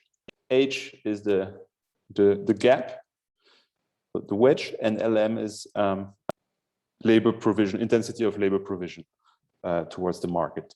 And this is going to be equal to the price index times market consumption of market goods, which can either be agricultural or non-agricultural goods. Home hours are going to be used to produce a home good. Okay. And the home good is again going to enter preferences here. Good. Questions to the setup? Okay. So, so when we solve for the allocation of single households, we're going to get the following equation that pins down LM, the level of market hours. So I want you to focus on two things. First, on the theta here. So the theta is basically pinning down the substitution effect. Okay, and theta is going to be, again, it's going to depend on omega psi, so the share of home goods, this utility of market work, and also the labor market penalty.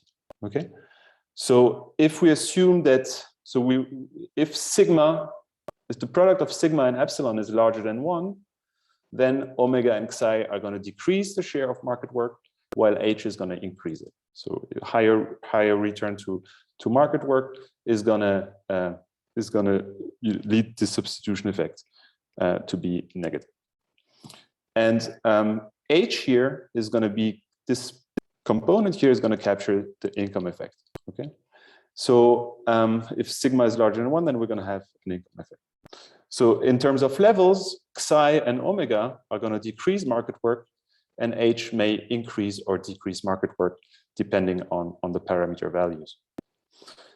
It's actually going to depend on the values of sigma, of epsilon, and also on the level of theta. So this means also that this framework can cater to potential U-shape. We can also solve for sexual indifference condition. And so the utility to be in a particular sector, so say to work in agriculture, is going to be a weighted sum of market work, return to market work adjusted for the disutility, and the return to homework adjusted for its disutility. And so what is important here is that H is going to increase the utility if epsilon is larger than 1. However, omega and psi can either increase or decrease utility. So the effect here is not linear on the utility. So workers are going to make choices such that these two conditions hold. Okay, so they're going to equalize the utilities from working in both sectors. That's going to pin down the agricultural shares.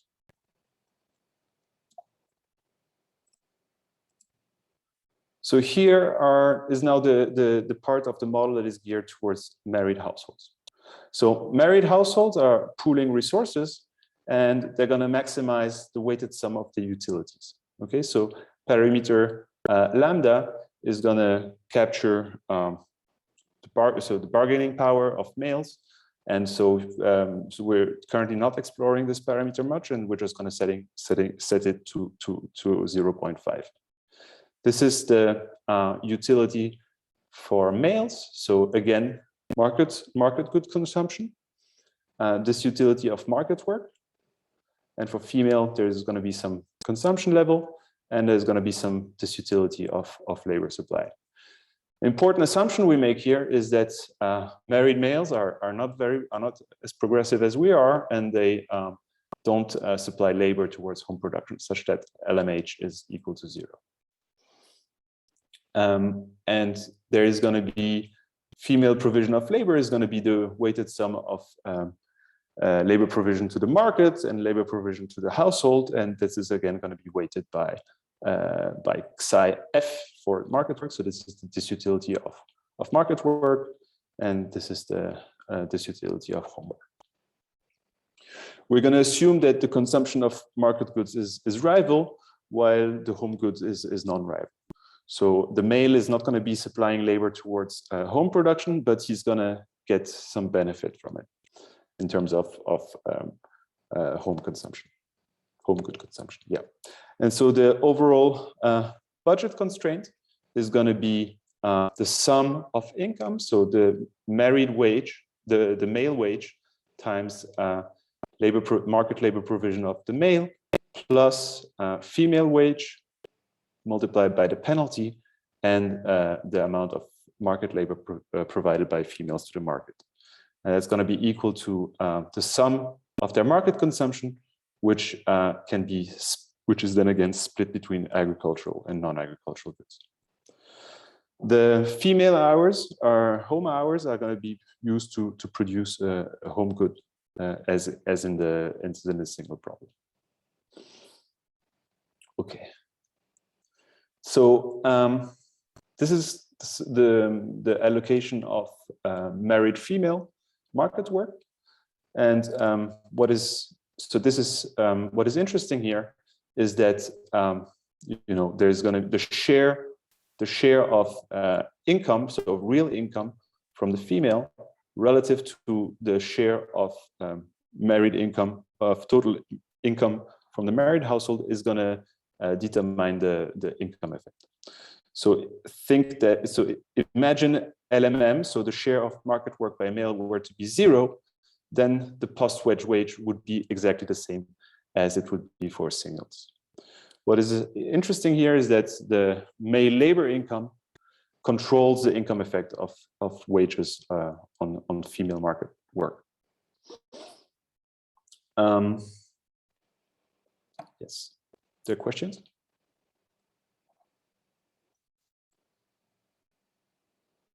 Okay, so now let's talk about the supply side, about the firms. Okay, so actually, Charles, if you don't mind, it's just for the big picture. So if the only female can do home production, and you cannot outsource home production, meaning you have to use home production time.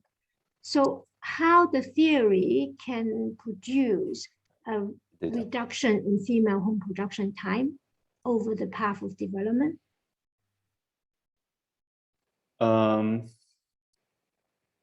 So the model is not going to be catered to study the whole income per capita spectrum. For now, what we're going to be doing is we're going to be taking that model and calibrating it to a low income country and study deviations around this low income country.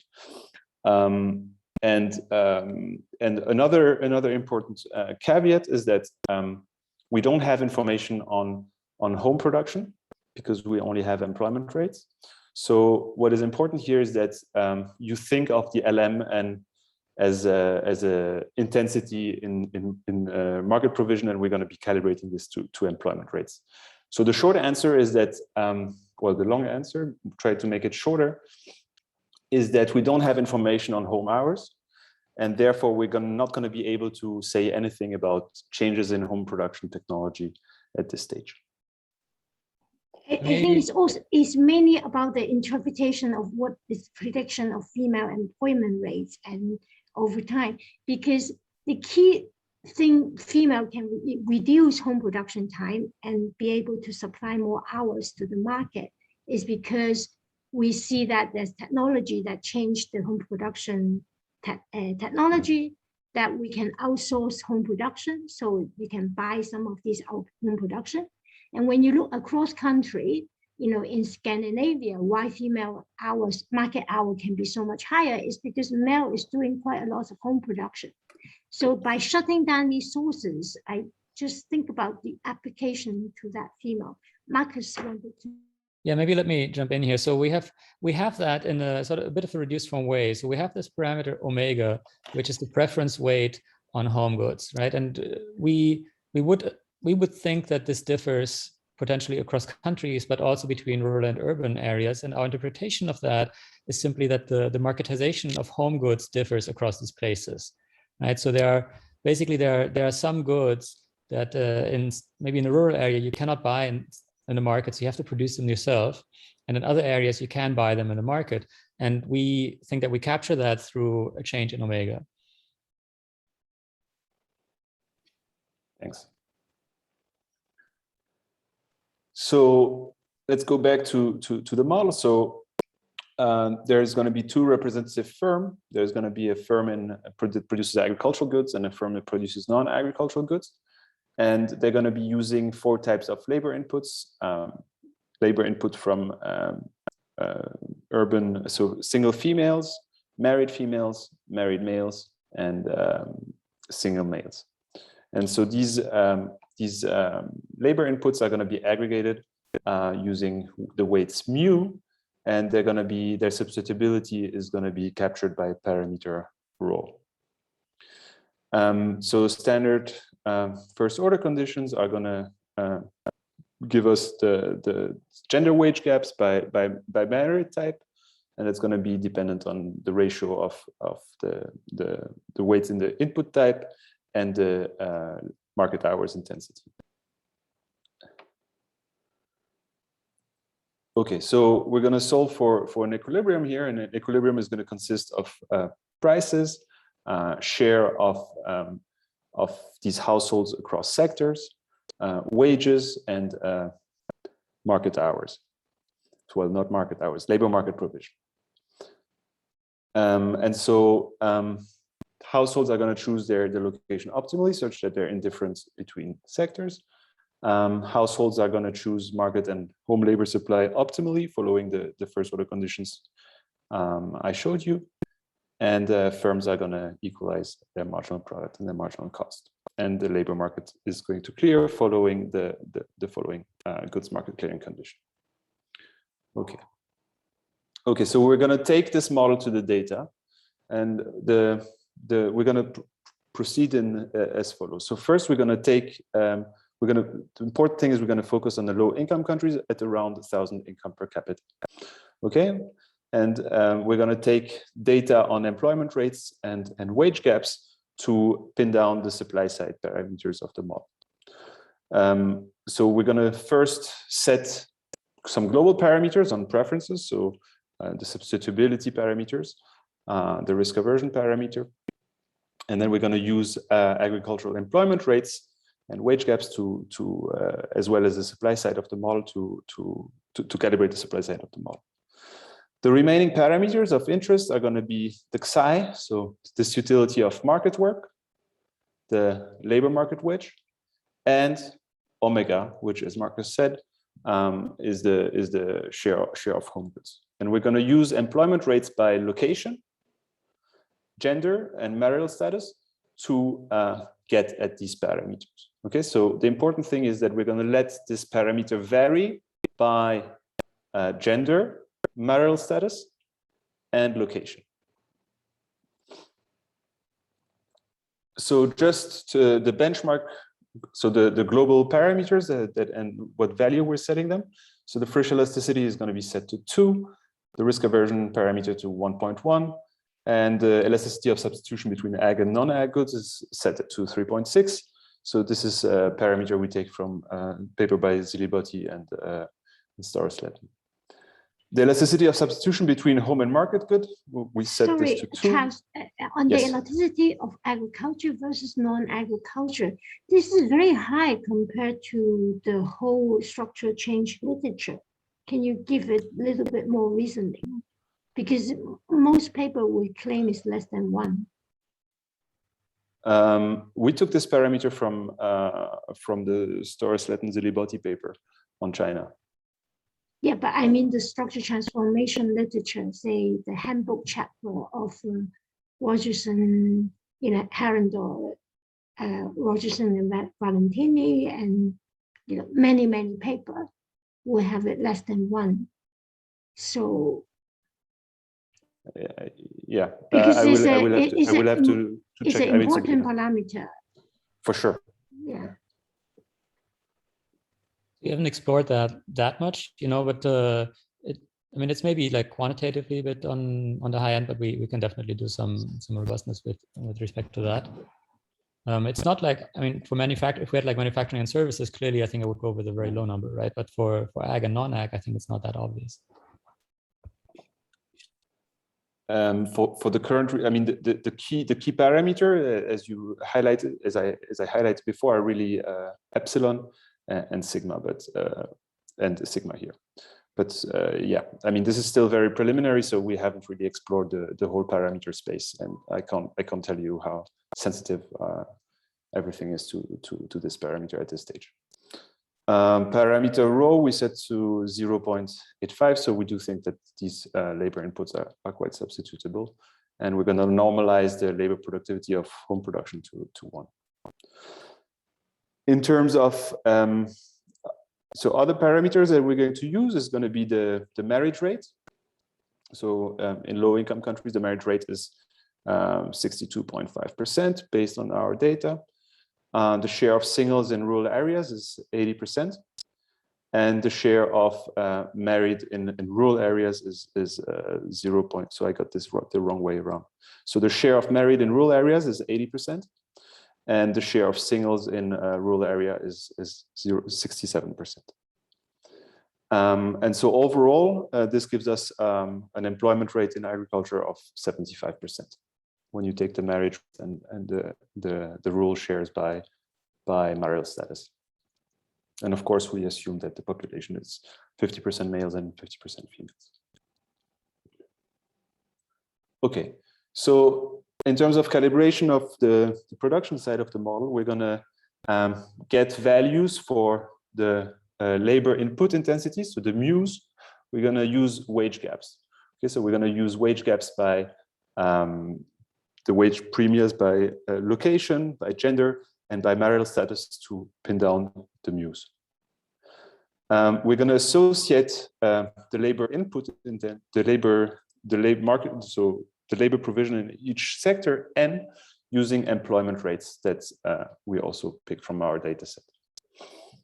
We're going to normalize agriculture, the TFP in agricultural production to 1, and that's going to allow us to using the first order conditions from the firm side problem to get a value for agricultural production. The non-agricultural TFP parameter, we're going to get a value for this using the first order condition for the non-ag representative firm. We're going to get the price level for agricultural goods using the first order condition of the agricultural firm. And we're going to get parameter theta, so the preference for agricultural goods using the goods market clearing condition that I showed you on the equilibrium slide. Good. Charles, can I jump in here quickly? Please. How much should we be worried about using data on wages from very low income countries where there are likely to be lots of unpaid workers, and especially unpaid female workers? So yes, I think it's a great point. For sure, they miss a lot. I mean, 25% of the population is wage workers, so we're getting a very selected group. But I think there's a big data gap in terms of getting accurate income levels for self-employed workers. In our data sets, I mean, for surveys for which we have income from self-employment, we take it as it is. but country coverage is very sparse here. I mean, there are many issues that I can think of. Employment, so income from self-employment is typically at the firm level, and it's going to be very hard to associate to individual workers. So the short answer is we're worried about it, but there's not much that we can do at this stage. We could maybe add a separate penalty for self-employed, but this is not something we're focusing on here. Just a clarifying question about this table. Are these parameter values? You have YA and PA. Those sound like endogenous variables to me in your model. Right. So they're endogenous. We're just trying to, get so they're going to respond to changes. So that's the second column parameter. The second column is a combination of parameters and targets. Correct. Okay. Yeah. So the muse. So we're going to use the model structure to get at some parameter values. And these parameters are, of course, going to respond when we're going to do counterfactual analysis. Does that make sense? Okay. So how much time do I have? You have about 5 minutes. Okay. So, so let's get at the meat of the calibration.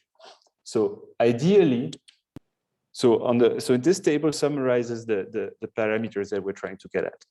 Okay, so you have so omega, again, the share of home goods, H, the gender penalties, and Xi, the disutility of work.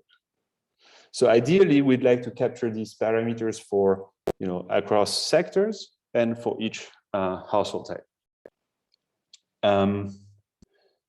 Yes, so this is 20 parameters, and currently we don't have enough data points to get at 20 parameters. We only use 11 empirical moments. So we use employment shares for these 4 groups across rural and urban areas. And we use 3 data points on the sectoral shares, the share of married people in agriculture, in urban areas, and so on. So we have 11 data points, and so we're clearly under-identified. So we need to make some assumption to get at these parameters. Today we're going to go with the following set of assumption. We're going to assume that HA, so the penalty, the labor market wage for females, is going to be independent of marital status. It's going to be independent for marital status in agriculture and in non-agriculture. We're going to assume that the omega, the share of home goods, is going to differ by location and marital status. So this is getting at Marcus's point earlier, is that we think that the composition of consumption between market and home goods differs between rural and urban areas. And it's also, of course, going to differ by marital status, since married households are more likely to consume more home goods. Well, yeah. And the Xis, so the disutility of work, we're going to allow them to differ by gender and marital status. So here we're going to have the same Xi for single males across sectors, same for single females across sectors, but we're going to allow it to differ across sectors for married females. And for males, again, they're going to be, we assume them to be constant across sectors. And yes. Okay, so this leaves us with 11 parameters that we're calibrating using the data we have at hand. And so this is very preliminary. So, I'm not very happy with the calibration yet. I think there is a lot of noise on the omega estimates and the Xi estimates. But let me just give you a flavor of what we get. So first of all, we get a large labor market wedge in non-agriculture. So it's 0.35, and it's larger than in agriculture. This is so yes. We get a higher share of home goods in non-agriculture and urban areas, which we're a bit surprised about, and we need to think more about. And we also observe a large disutility of work in agriculture for married females, which is also something we didn't expect. But we need to dig deeper here, and this is currently where we're at. Now, having calibrated this model, I'm going to show you a very simple counterfactual exercise. And so I'm going to show you the effect on agricultural employment and GDP of 3 policies. So I'm going to change non-agricultural TFP. I'm going to change the labor market wage for females, so HN, sorry. And I'm going to change the disutility of work for females. So I'm going to increase H, I'm going to lower Xi, and I'm going to increase AN. And this is what we get. So on the x-axis, you have the percentage change in the variable of interest. So here, this is going to be a 10% change, 10% increase in non-agricultural TFP. And that's leading to a drop in agricultural employment of 3 percentage points. If you increase H, so if you reduce the labor market wage for females by 10 percentage points, you get a drop in agricultural employment of 1%. If you reduce the disutility of work for females, you get a drop in agricultural employment of 0.3 percentage point. So I think the key message here is that the elasticity, so the change of agricultural employment with regard to norms that we think to capture with Xi, is roughly 1/7 of a change in non-agricultural TFP. For the labor market penalty, the slope, so the ratio between these two slopes is roughly 1/3. In terms of GDP, so this is again the similar graph. So we just change H for the labor market. We change the labor market penalty. We reduce it, and what we see here is that the effect on GDP is for the norms. So for Xi parameter, which is given by the yellow line here, is 2/3 of the elasticity of GDP with regard to non-agricultural TFP, and it's somewhat lower for the change in the labor market wage. So that's kind of where we're at. So the main takeaways are that the structural change out of agriculture is very gendered. That the point we're trying to address, that we'll keep working on, is that gender wage gaps and the disutility of female work in urban areas is going to act as a cost. It's going to hamper structural change. It's going to shape sectoral choices. And on top of it, the loss of spousal labor income in urban areas is going to act as a mobility cost for married households. And that these gender differences can hamper structural change. The next steps is we want to improve the model calibration, and to do that, we need to use time use surveys to get at LH and to disentangle the disutility of work versus and home production. And something I want to explore further is to discipline the income effect by gender, marital status, and location, and study, when income and substitution effects take over. That's it from my side. Great, thanks so much, Charles. You are basically out of time. If there are any last couple of questions, anything anyone wants to raise, now would be the time. I just had a question. Oh, sorry, go ahead. I had a question about implications for the relative price movement. Mm-hmm. You change in, as a result of those exogenous changes, have you looked at how PA changes and how that compares to the data? Do you have data on that? No, I don't have data on this, but but you could probably get that easily. Sure, but so what do you have in mind? So, well, I'm just thinking, like, going back to Rachel's question about the substitutability between the two goods. Depending on what you assume there, you're gonna have huge implications for changes in relative prices. So this is one dimension you could look at, just to kind of justify what you are assuming there. Yeah, that's a good point. I'll think about this further, and I think it's a good point. On Morgan, that point, sorry. I put it in the chat, so go ahead. Okay. You ask your question, and I'll ask mine if there's time. Okay. Rachel. No, just on that, follow on the Oksana's point. Is the paper of Zilibotti growing like China that you're citing? But that one is on state-owned enterprise versus non-state-owned enterprise. No, it's not a paper. It's a paper Okay, where so they it's look a at different business cycle fluctuations of ag and non-ag production, if I remember correctly. Yeah, but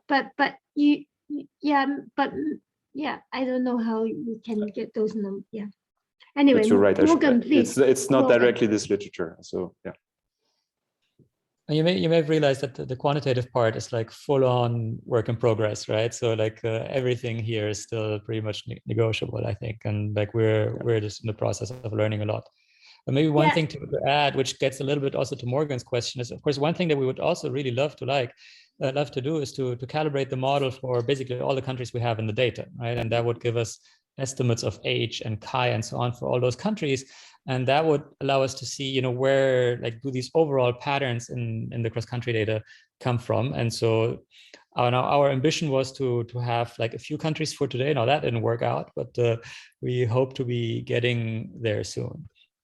Future workshops. So just on that, on the literature about structure change, so note that with two sector, it's true, you cannot get this non-monotonic pattern on the employment rate. But when you have three sector, you get it.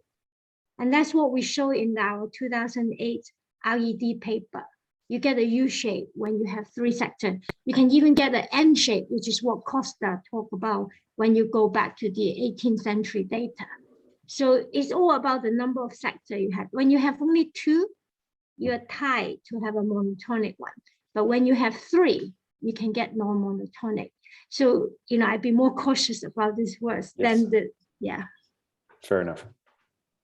Okay, we are out of time, so I would like to end off just by thanking everyone for joining us today. And thanks in particular to our presenters, Faisal, Ying, Gisela, and Charles.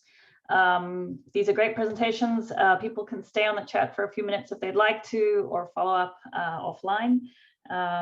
Kirsty, thank you so much for organizing all of this and making sure that we were in line to host the workshop. And we encourage the rest of you to submit your best papers to us in future calls for papers. So thanks everyone, and enjoy the rest of your evening, afternoon, wherever you are. Thank you. Thank you very much. Thank you. Thank you.